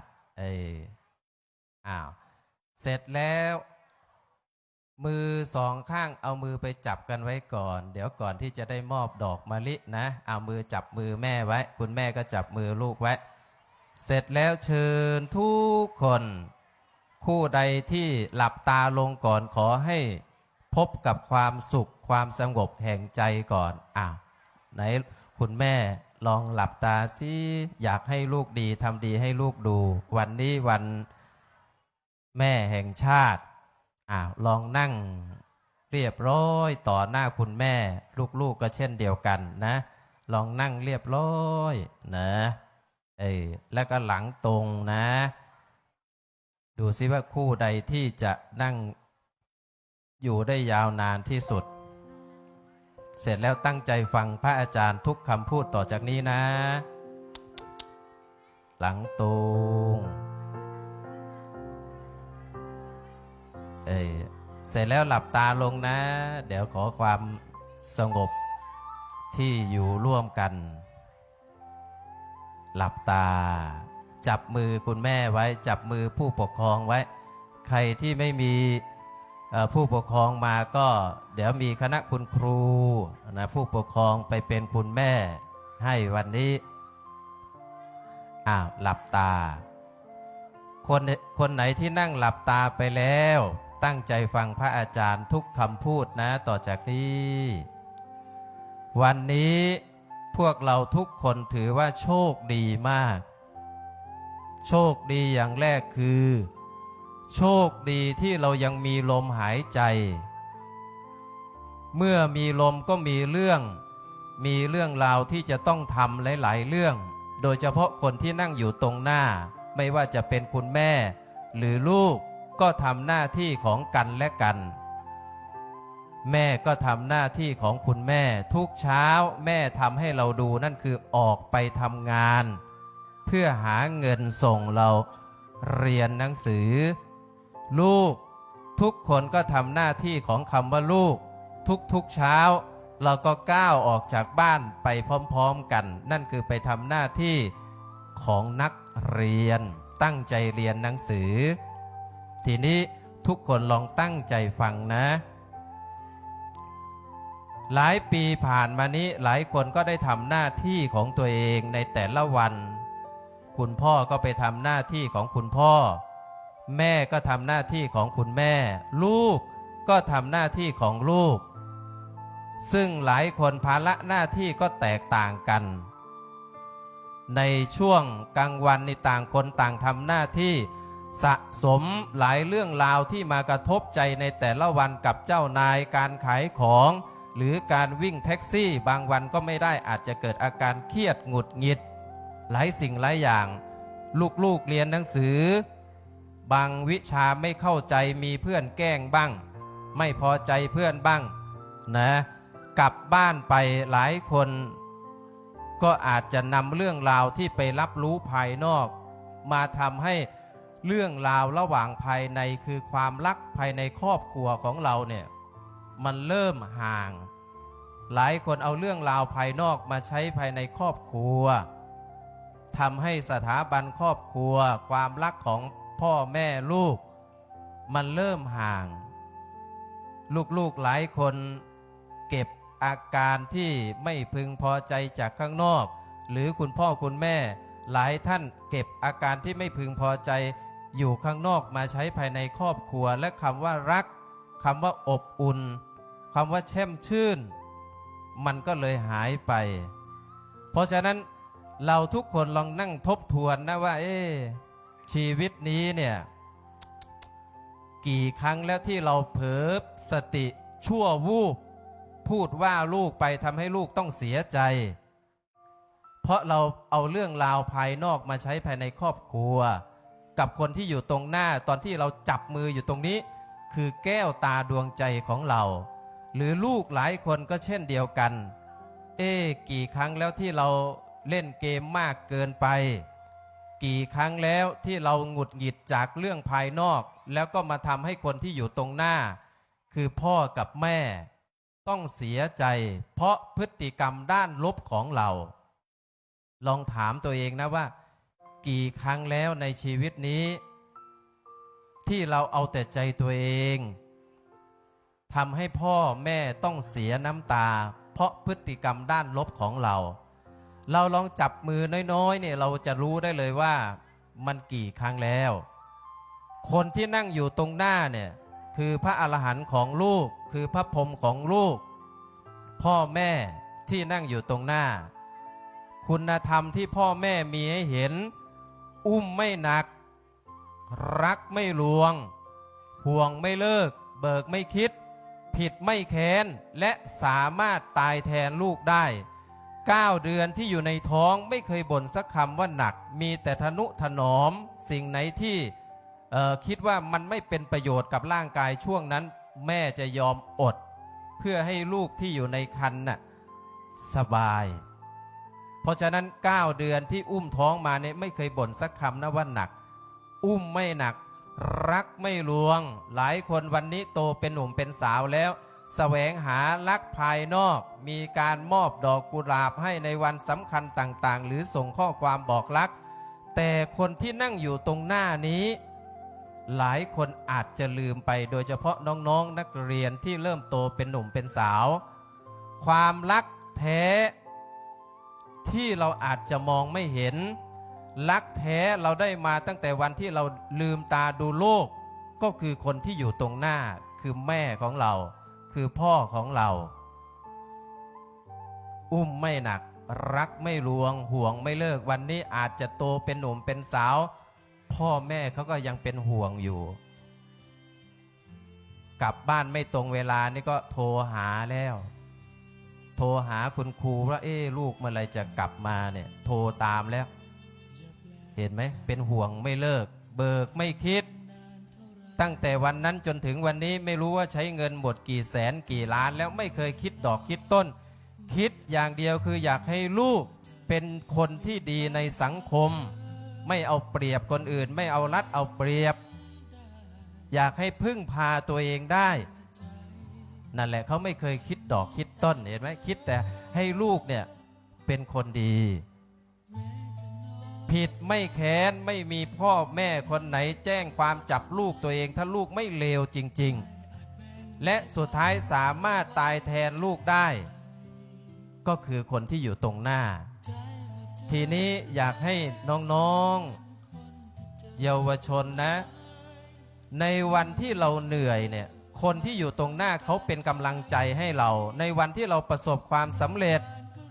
เขาเคยซื้อของขวัญให้ในวันเกิดวันสำคัญต่างๆเขาเคยมอบให้แต่เราลองถามหัวใจตัวเองว่าชีวิตนี้เราเคยตอบแทนอะไรคนที่อยู่ตรงหน้าบ้างไหมเมื่อกี้จากสื่อที่พระอาจารย์ให้ดูคุณครูท่านหนึ่งพาแม่ที่ความจำเลอะเลือนมาเรียนหนังสือด้วยมาดูแลอยู่ใกล้ๆเขาใช้การตอบแทนมากกว่าตอบโต้พ่อแม่เราต้องตอบแทนไม่ใช่ตอบโต้ทีนี้ถามน้องนักเรียนทุกคนว่าตั้งแต่จำความได้จนถึงวันนี้กี่ครั้งแล้วที่เราตอบโต้คุณพ่อคุณแม่ด้วยการเอาแต่ใจตัวเองทำให้เขาเสียใจทำให้เขาเสียน้ำตาไม่พอใจอาจจะปิดประตูดังๆใส่ไม่พอใจอาจจะกระทืบเท้าใส่ไม่พอใจอาจจะเคลื่องสิ่งของใส่ที่เป็นลูกที่ไม่น่ารักเลยหนูพระอาจารย์เชื่อได้ว่าคนที่นั่งอยู่ตรงหน้าตรงนี้เนี่ยเขาไม่ได้หวังแก้วแหวนเงินทองจากเราในตอนนี้หรอกหนูสามารถตอบแทนเขาได้ด้วยสิ่งที่เขาให้มาคือนั่นคือปากที่คุณพ่อคุณแม่ให้มาด้วยการให้กำลังใจเขาวันที่เขาเหนื่อยหนูเคยสักคำไหมว่าแม่เหนื่อยไหมทำงานทั้งวัน พ่อเหนื่อยไหมหนูเป็นกำลังใจให้นะเนี่ยเราสามารถให้กำลังใจเขาได้และกำลังใจเป็นสิ่งที่วิเศษเพราะว่าไม่ว่าจะล่องลอยมาจากที่ไหนเนี่ยย่อมทำให้หัวใจคนนั้นคนที่ได้รับเนี่ยมีกำลังเพราะฉะนั้นเราเองเป็นแก้วตาดวงใจของคุณพ่อคุณแม่พระอาจารย์หวังว่าสักเล็กน้อยนะที่เราจะได้ให้กำลังใจเขาต่อจากนี้ทุกคนลองลืมตาขึ้นมาเนาะหนูมองดูคนที่อยู่ตรงหน้านะลูกนะไม่ต้องพูดอะไรให้หัวใจได้คุยกันความรู้สึกมันอยู่ในใจความรู้สึกหมื่นแสนคำอยู่ในใจที่อยากจะบอกบางครั้งก็ไม่กล้าเพราะเราโตเป็นหนุ่มเป็นสาวนะไม่กล้าที่จะบอกรักอายนะบางคนอายที่จะบอกไม่กล้าแต่ว่าวันนี้ใครที่กล้าหรือไม่กล้าเป็นเวทีแห่งคนดีทั้งหลายวันนี้เราจะแสดงออกถึงคำว่ารักที่มันอยู่ในใจไม่รู้กี่หมื่นกี่แสนคำอยากจะบอกนะครับต่อจากนี้เจริญพรคุณพ่อคุณแม่นะที่มาเป็นผู้ปกครองเนี่ยนะได้ยืนขึ้นแล้วกันเนาะให้ยืนขึ้นก่อนคุณพ่อคุณแม่เจริญพรจะยืนขึ้นเดี๋ยวจะให้ลูกได้ทำความดีนะวันนี้เพราะว่าบางทีอยู่ที่บ้านไม่กล้าทำแต่วันนี้เป็นเวทีแห่งความดีความกล้าความเก่งของเราทุกคนนะก่อนที่มันจะสายไปยืนขึ้น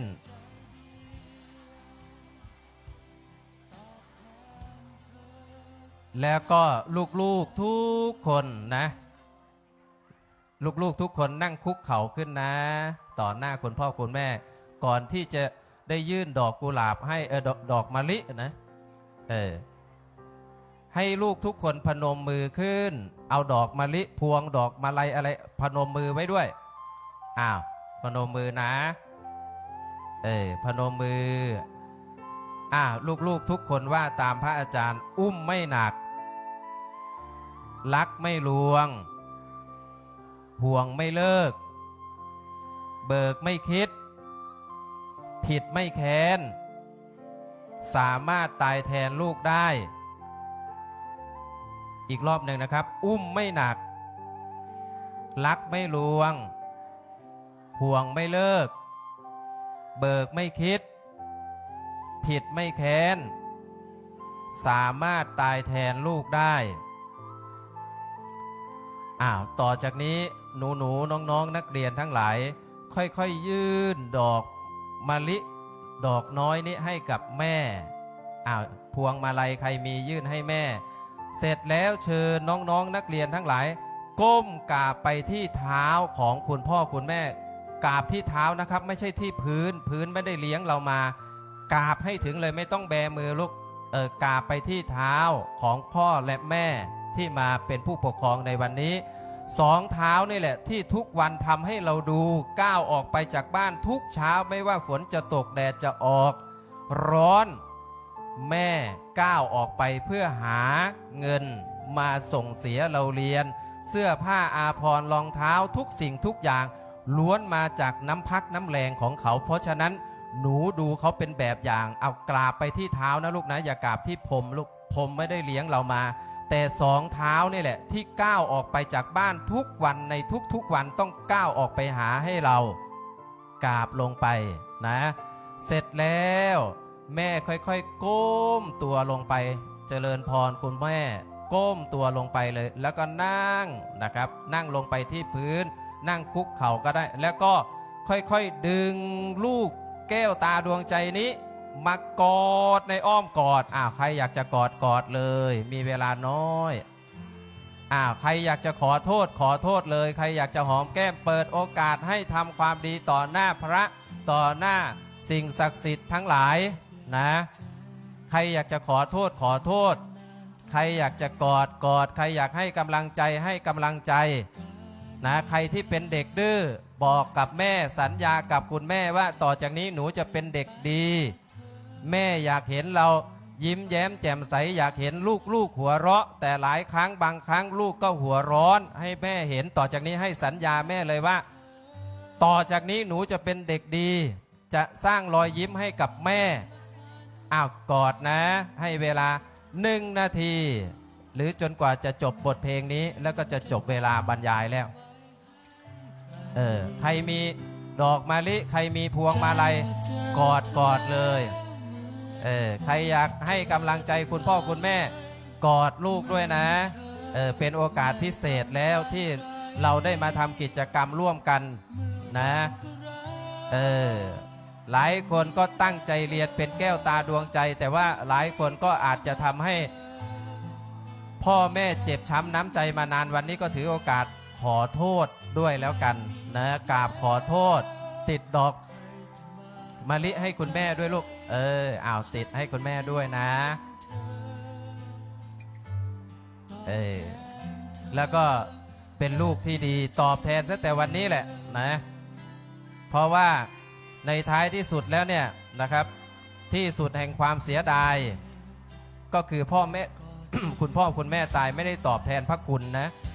ที่สุดแห่งยอดบุญคือตอบแทนพระคุณตั้งแต่พ่อแม่ยังไม่ตายเพราะฉะนั้นวันนี้ถือโอกาสตอบแทนไม่ใช่ตอบโต้นะครับถือโอกาสทำความดีร่วมกันนะสร้างรอยยิ้มความสุขที่เคยมีเนี่ยให้มันกลับมาอีกครั้งหนึ่งกอดนะใครอยากกอดเลยลูกไม่ต้องอายลูกวันนี้มีโอกาสบอกมีโอกาสพูดมีโอกาสทำเพราะถ้าถึงวันหนึ่งที่ท่านไม่อยู่แล้วอยากจะบอกว่ารักเราอาจจะทำได้เพียงเคาะแค่ข้างโลงศพนะครับเพราะฉะนั้นวันนี้มีโอกาสบอกเลยมีโอกาสกราบเลยมีโอกาสกอดเลยในทุกวันสะสมไว้ความสุขในหัวใจของเราเพราะถ้าวันหนึ่งถ้าท่านไม่อยู่แล้วบ้านหลังนี้อาจจะเงียบเหงาไม่มีเสียงแม่บ่นเลยเนี่ยมันยังเงียบเหงานะครับให้คุยกันให้กำลังใจกันนะเ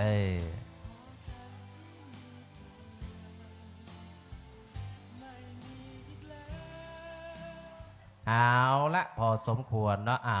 ได้กราบได้กอดแล้วให้กำลังใจนะเสร็จแล้วเชิ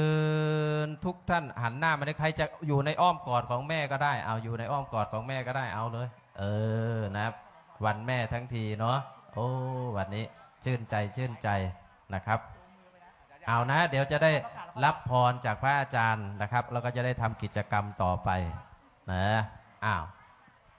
ญาติโยมคุณพ่อคุณแม่นะซึ่งเป็นแบบอย่างที่ดีให้กับลูกๆนะวันนี้นะได้มาทำกิจกรรมร่วมกันเอาละเดี๋ยวได้พนมมือรับพรเป็นภาษาไทยจากพระอาจารย์แล้วก็จะได้ทำกิจกรรมดำเนินต่อไปนะครับสุดท้ายสุดของการบรรยายธรรมในวันนี้นะต้องขออนุโมทนากับญาติโยมคุณพ่อคุณแม่ทุกคนทุกท่านเนาะที่มาเป็นแบบอย่างให้ดีกับลูกๆเสียสละเวลามาทำเพื่อลูกแก้วตาดวงใจสุดท้ายนี้ตมาภาพก็ขออำนวยอวยพรให้กับญาติโยมน้องๆเยาวชนทั้งหลายผู้ปกครองมีสุขภาพที่แข็งแรงอยู่เป็นล่มโพล่มไทรเป็นกำลังใจให้กับลูกกับหลานไปนานๆคิดสิ่งหนึ่งประการใดที่เป็นไปด้วยชอบประกอบด้วยธรรมแล้วไซก็ขอให้สิ่งนั้นจงพันสำเร็จจงพันสำเร็จจงพันสำเร็จทุกคนทุกท่านทุกประการเทินสาธุเดี๋ยวเจ้าที่เคลียร์ถือว่าวันนี้ผู้ปกครองและนักเรียนได้ทราบซึ้งในการที่พระอาจารย์มหาสมบูรณ์ท่านได้บรรยายแด่พระคุณแม่บรรยายพระคุณแม่ต่อไป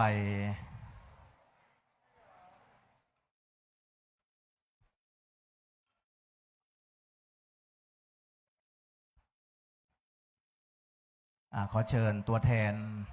แม่ลูกโยมแม่สรธรและลูกได้ถวายพระธรรมแด่พระอาจารย์พระมหาสมบูรณ์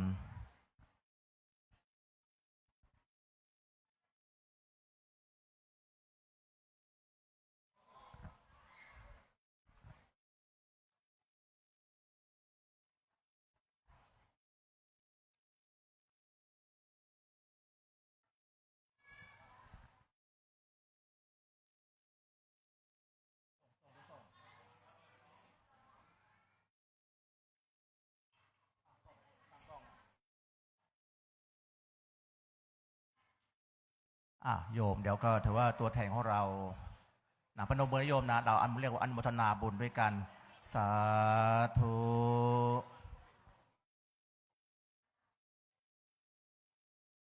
สาธุครับก็ต้องขอกราบขอบพระคุณพระอาจารย์พระมหาสมบูรณ์วรยาโนพระธรรมวิทยากรเครือข่ายธรรมอารมณ์ดีวัดมหาพุทธารามที่ได้เมตตามาบรรยายพระคุณแม่ในวันนี้ครับต้องขอกราบขอบพระคุณเป็นอย่างสูงเดี๋ยวเจ้าที่เคลียร์โต๊ะบนเวที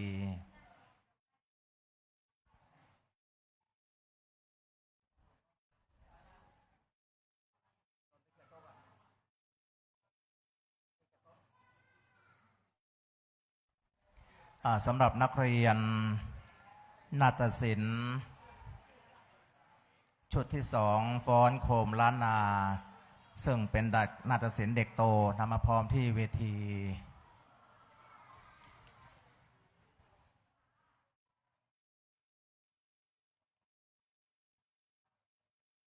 สำหรับนาฏศิลป์ในชุดฟ้อนโคมล้านนาประกอบไปด้วยนางสาวภัทรพรปีดานางสาวรักษิกาเจ้าดี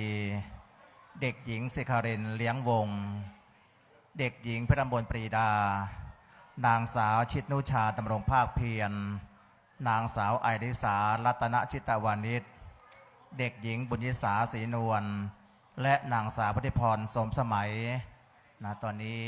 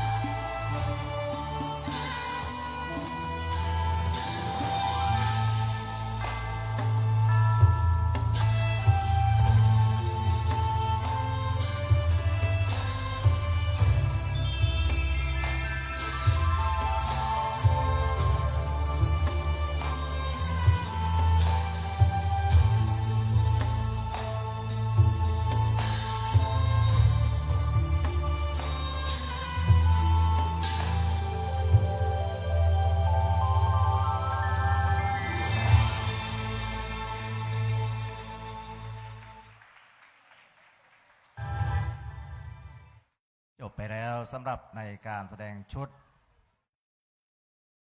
ฟ้อนโคมล้านนา โดยนาฏศิลป์เด็กโต ต่อไปขอเชิญชมการแสดงในชุดลาดบำไตรรัตน์ซึ่งเป็นเด็กนาฏศิลป์เด็กเล็ก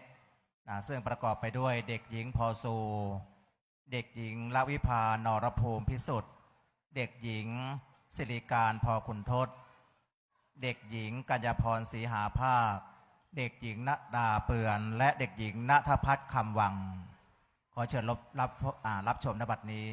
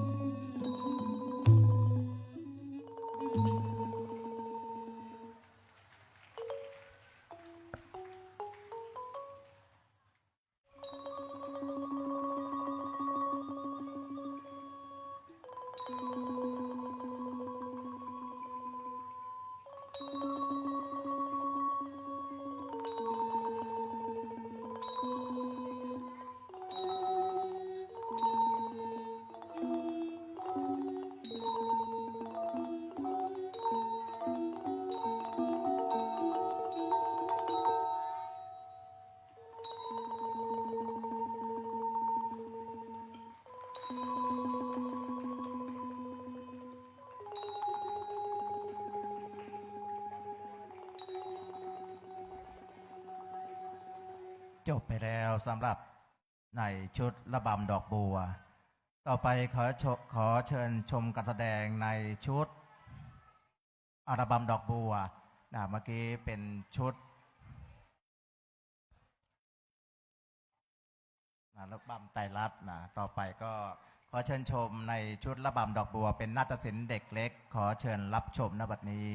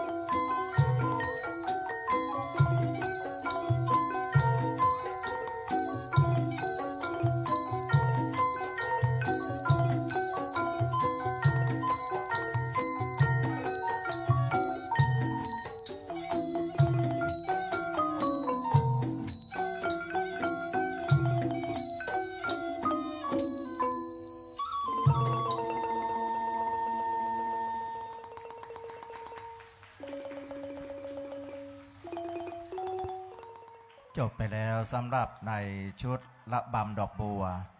ต่อไปขอเชิญชมการแสดงนาฏศิลป์เด็กโต ในชุดระบำจำปาสี ประกอบไปด้วย เด็กหญิงนายนาเพ็งศรีเด็กหญิงธิตาพัฒน์ไทยเดชเด็กหญิงพันจรินพิมพ์ทอง เด็กหญิงสิริพัฒน์สอนกิจสนธิเด็กหญิงพิชยาธิดาปุณมีกิจนางสาวพุทธิพรสมสมัย เด็กหญิงมณสิชากวียินดี เด็กหญิงสิคารินเลี้ยงวง เด็กชายธนภูมิสุดโทและนายพินิกแรมสีกริกขอเชิญรับชม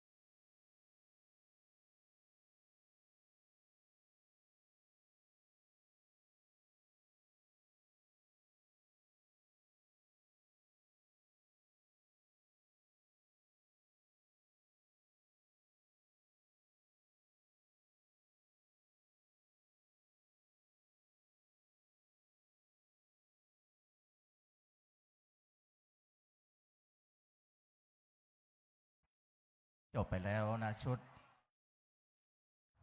ต่อไปขอเชิญชมการแสดงในชุดจินตลีลาเจ้าตัวน้อยซึ่งเป็นนาฏศิลป์เด็กเล็กนะซึ่งประกอบไปด้วยเด็กหญิงชนัญญาเมามีจันทร์เด็กหญิงปาริดาสรรเสริญความดี เด็กหญิงชันชรินเมามีมันเด็กหญิงปะวรวรรณแขกวงเด็กหญิงปลายฟ้ากิ่งอักษรเด็กหญิงพิษดาพัฒน์ลุยใหม่เด็กหญิงธัญลักษณ์หมดภัยและเด็กหญิงนิติการค้าขอเชิญรับชมได้ณบัดนี้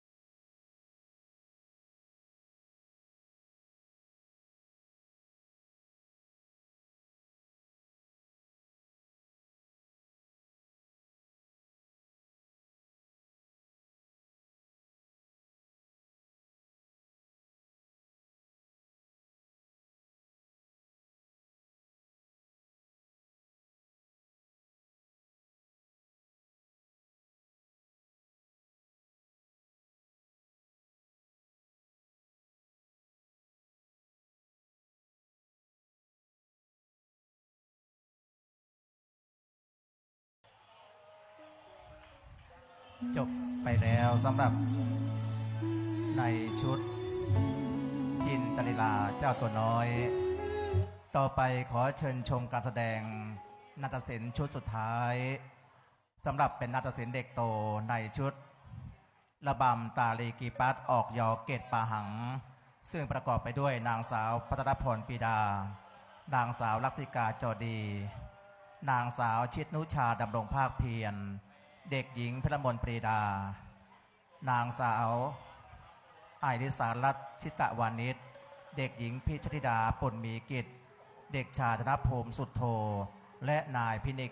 แหลมสี่เกร็กขอเชิญรับชมได้ณบัดนี้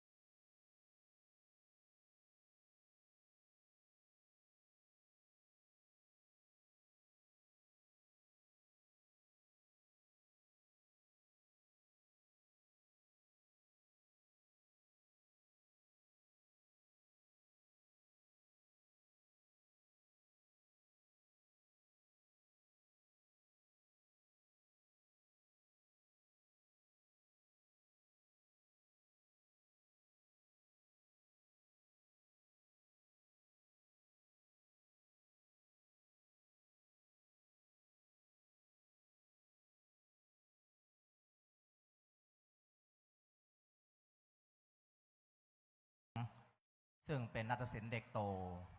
ต่อไปขอเชิญชมการแสดงโขนรามเกียรติ์ในตอนอินทรชิตถูกสอนกินนมซึ่งเรียบเรียงบทโดยครูเบิร์ต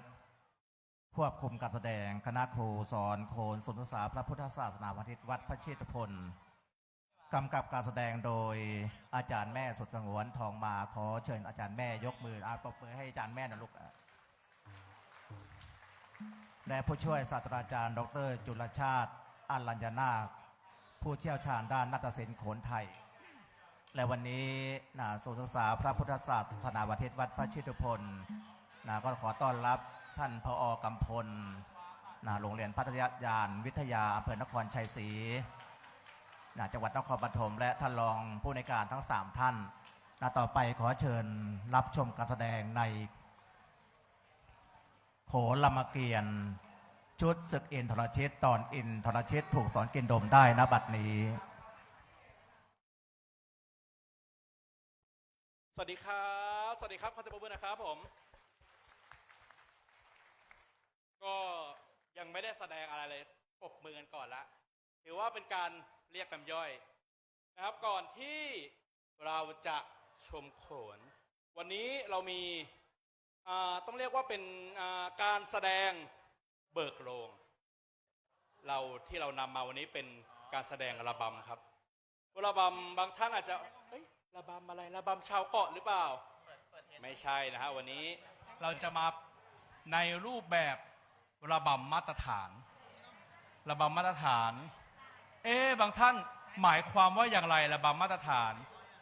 นะครับระบำมาตรฐานคำว่ามาตรฐานแปลว่าคงที่นะครับผมการแสดงของเราคือจะเป็นการแสดงที่ท่ารำจะเป็นในรูปแบบลักษณะเหมือนเดิมตั้งแต่ต้นเริ่มแรกเป็นอย่างไรปัจจุบันเป็นอย่างนั้นเช่นระบำดาวดึงระบำพรหมมาศเป็นต้นแต่ที่กล่าวถึงวันนี้เราไม่ได้นำมาแสดงนะครับเราจะนำระบำที่ท่านฟังแล้วอาจจะดูสนุกคลื้นเครงเพราะว่าหลังจากนี้นะครับเราขอเชิญทุกท่านชมการแสดงระบำเทพบันเทิงได้ณบัดนี้ครับผม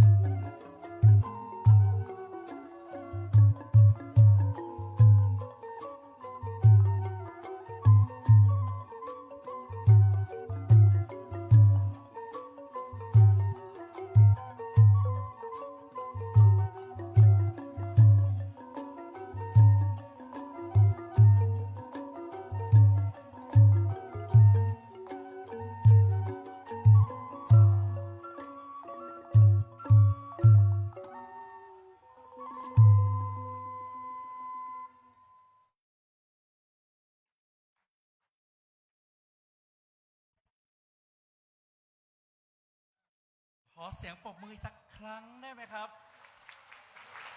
แม่นะครับในนักแสดงนะครับไม่มีอะไร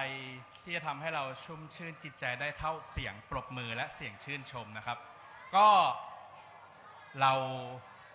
รับชมไปแล้วกับระบำมาตรฐานต่อไปนะครับเราจะพาทุกท่านเหมือนเข้าไปสู่เป็นมหากาพย์เป็นการแสดงที่ยิ่งใหญ่อีกหนึ่งการแสดงเพราะว่าการแสดงโขนที่เราแสดงกันนะครับเป็นเราจะนำมาจากบทพระราชนิพนธ์ของรัชกาลรัชกาลที่2นะครับโดยว่าบทโขนของเรานะครับจะใช้บทของรัชกาลรัชกาลที่2ซึ่งเหมาะกับการแสดงนะครับผมแล้ววันนี้เราจะเข้าสู่บรรยากาศวันแม่แห่งชาติด้วยนะครับสิ่งใดๆในโลกนี้ก็ไม่เกินพระคุณของแม่นะครับผมพระคุณของมารดาเราจึงจัดแสดงโขนที่เกี่ยวกับแม่มีใครทราบไหมครับว่าในรามเกียรติ์เนี่ยมีแม่คนไหนที่แบบเรานึกถึงบ้างครับมีไหมครับมีไหมครับแม่อะไรแม่น้ำไม่ใช่นะฮะแม่น้ำไม่ใช่แม่ที่เราจะพูดถึงในที่นี้คือแม่มนโทนะครับด้วยนางมนโทนั้นเคยเป็นนางกบอาศัยอยู่กับพระฤาษีนะครับผมวันหนึ่งพญานาคนะครับเป็นนางพญานาคขึ้นมาบนดินนะครับผมจากบาดาลมาสมสู่กับงูดินแล้วพระฤาษีท่านเห็นท่านก็ใช้ไม้เท้าเคาะไปที่หลังแล้วบอกว่าท่านเนี่ยอ๋อนี่เป็นไงฮะนี่เขาเรียกว่าเป็นการแสดงที่แบบว่าเป็นไงโอ้โหอันนี้นี่ตัวอะไรนะฮะพญานาคครับพญานาคนะฮะเดี๋ยวท่าอะไรนะทำท่าอะไรนะโอ้โหอันนี้เหมือนมากเลยนะฮะเหมือน F16 มีเหตุผลนะครับที่ให้พญานาคขึ้นมาแค่ตัวเดียวทำไมฮะเพราะว่างูดินอยู่นี่ฮะว้าย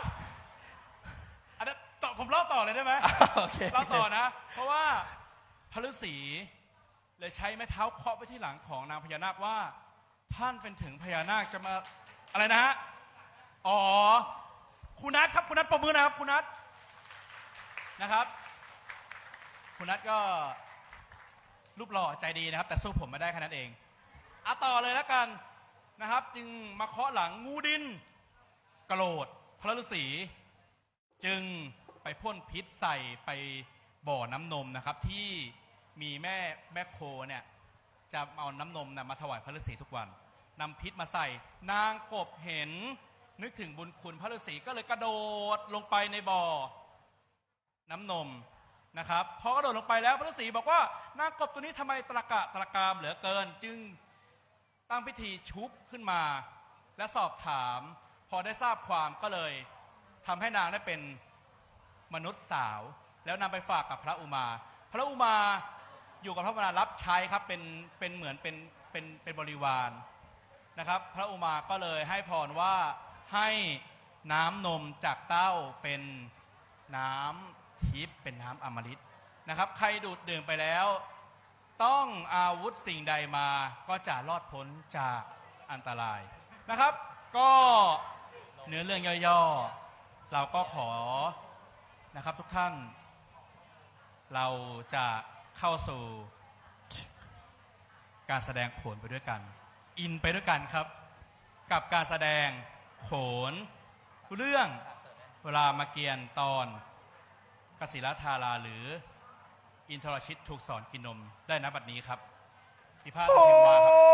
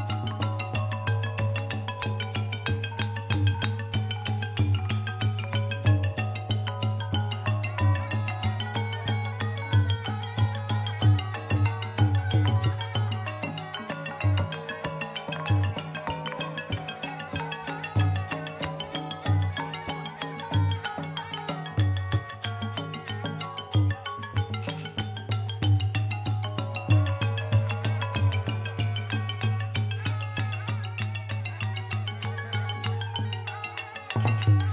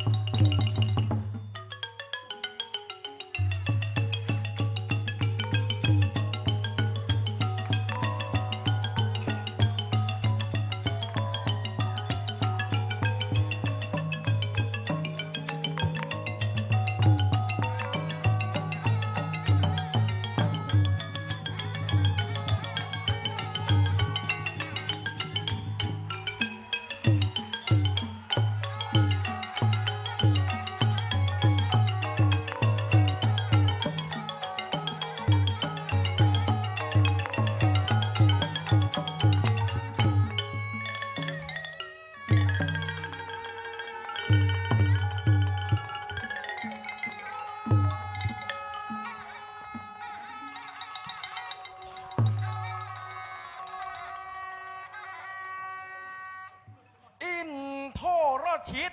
ต้องซ้อนชัยปักอุระให้เจ็บแสบแท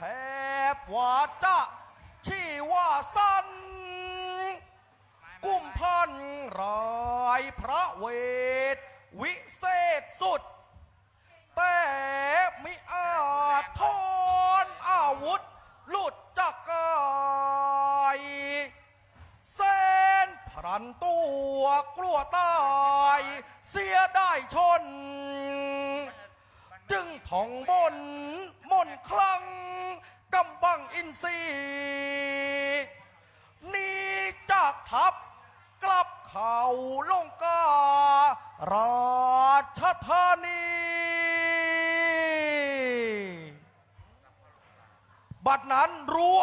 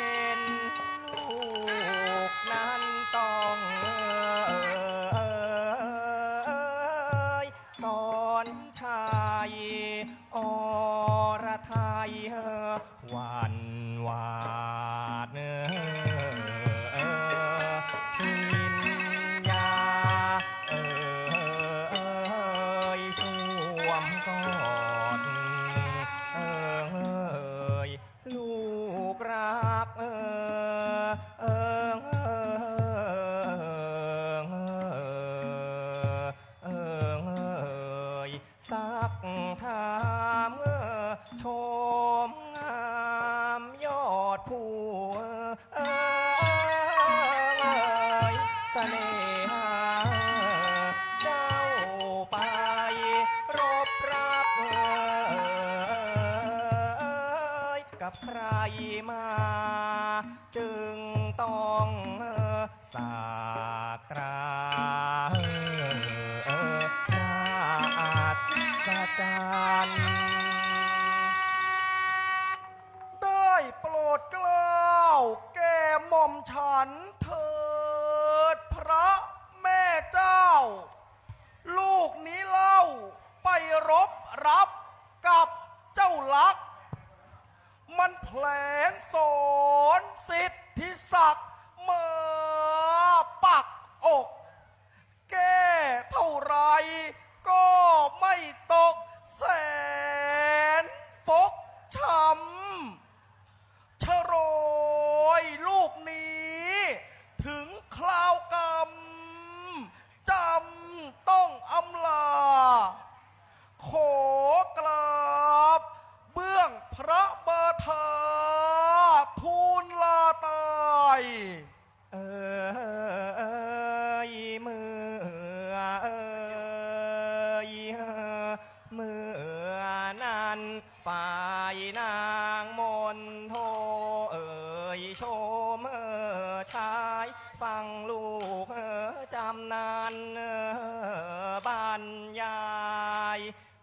จะขาดใจ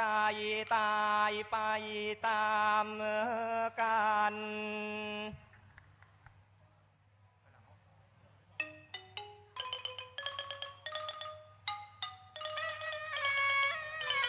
และคิดได้ถึงน้ำอมฤต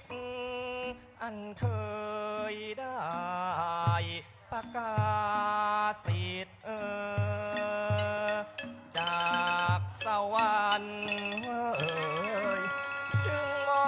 กแก่ลูกรัก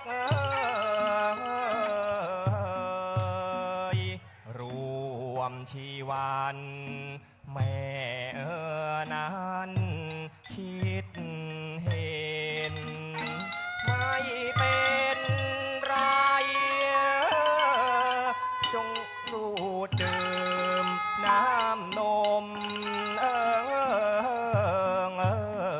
ของแม่นี้พระอุมาเทวีประทานให้ถึงอาวุธประเสริฐเลิศไกลจะแก้ไขได้ทั่วทั้งโลกา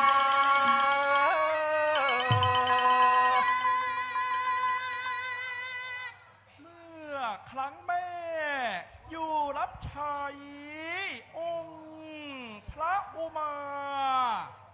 เป็นข้าบาทบริจาริกาไกลราชสถานเทพมารดาเคยโปรดปรานประทานพรให้ดวงทันของมารดอนเป็นมงคลบังเกิดมีกสิรชนอมฤตแม้นผู้ใดจะวายชีวิตด้วยอาวุธได้ดื่มกิน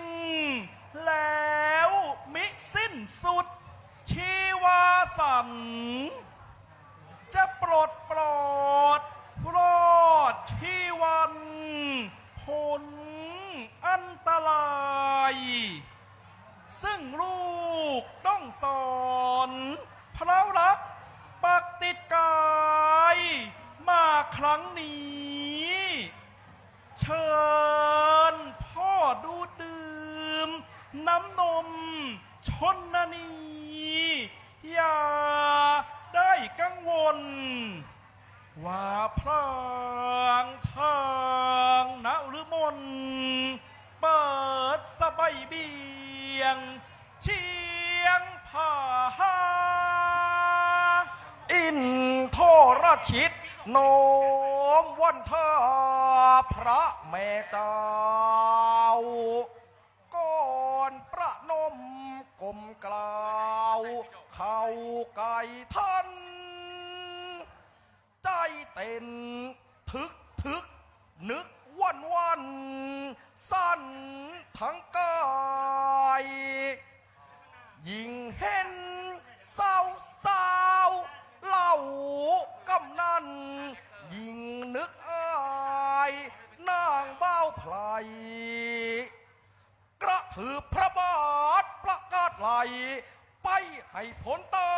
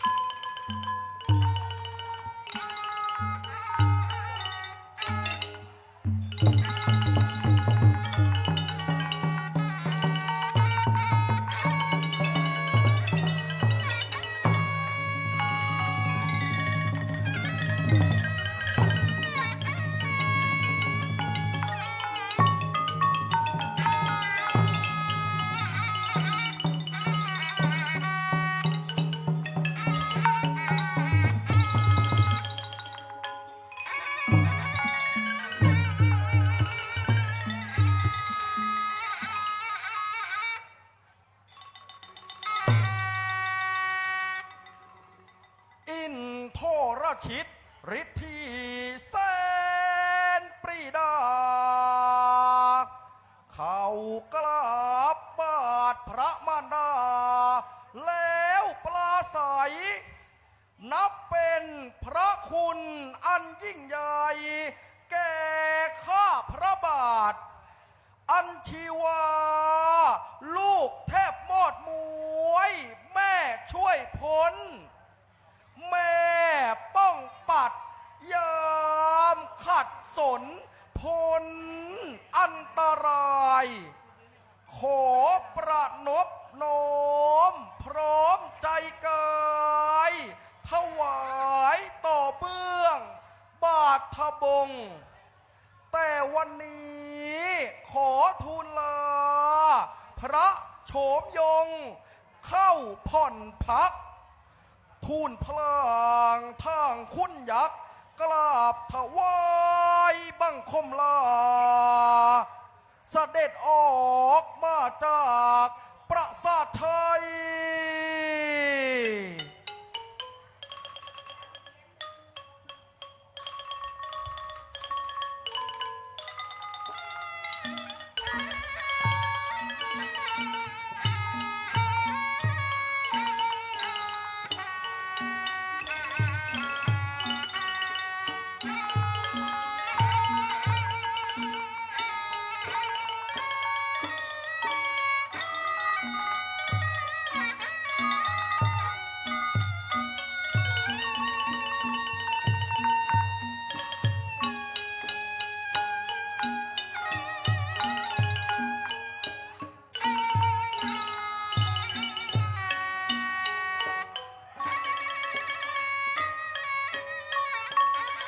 อันความรัก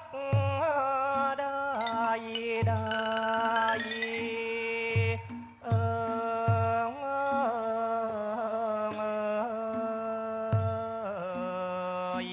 ในแหล่งลาเท่าความรักของมารดา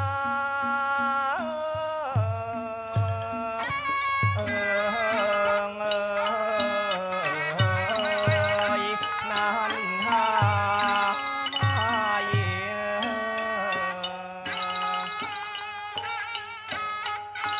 ที่ยังลึกสุดรู้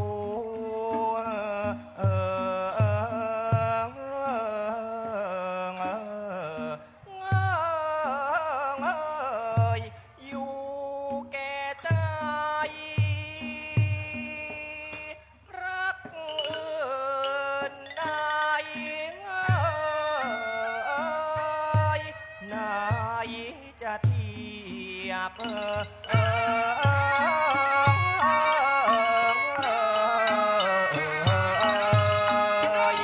ปรียบประมาณ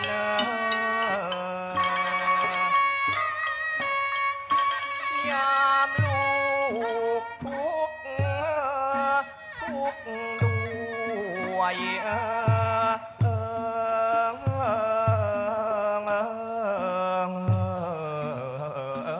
ช่วยแก้ทุกข์เมื่อลูกสุขแม่ปรีเปรม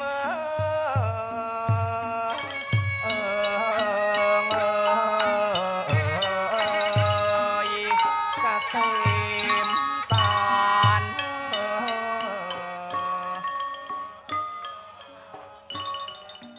ทางพี่พบจบสวรรค์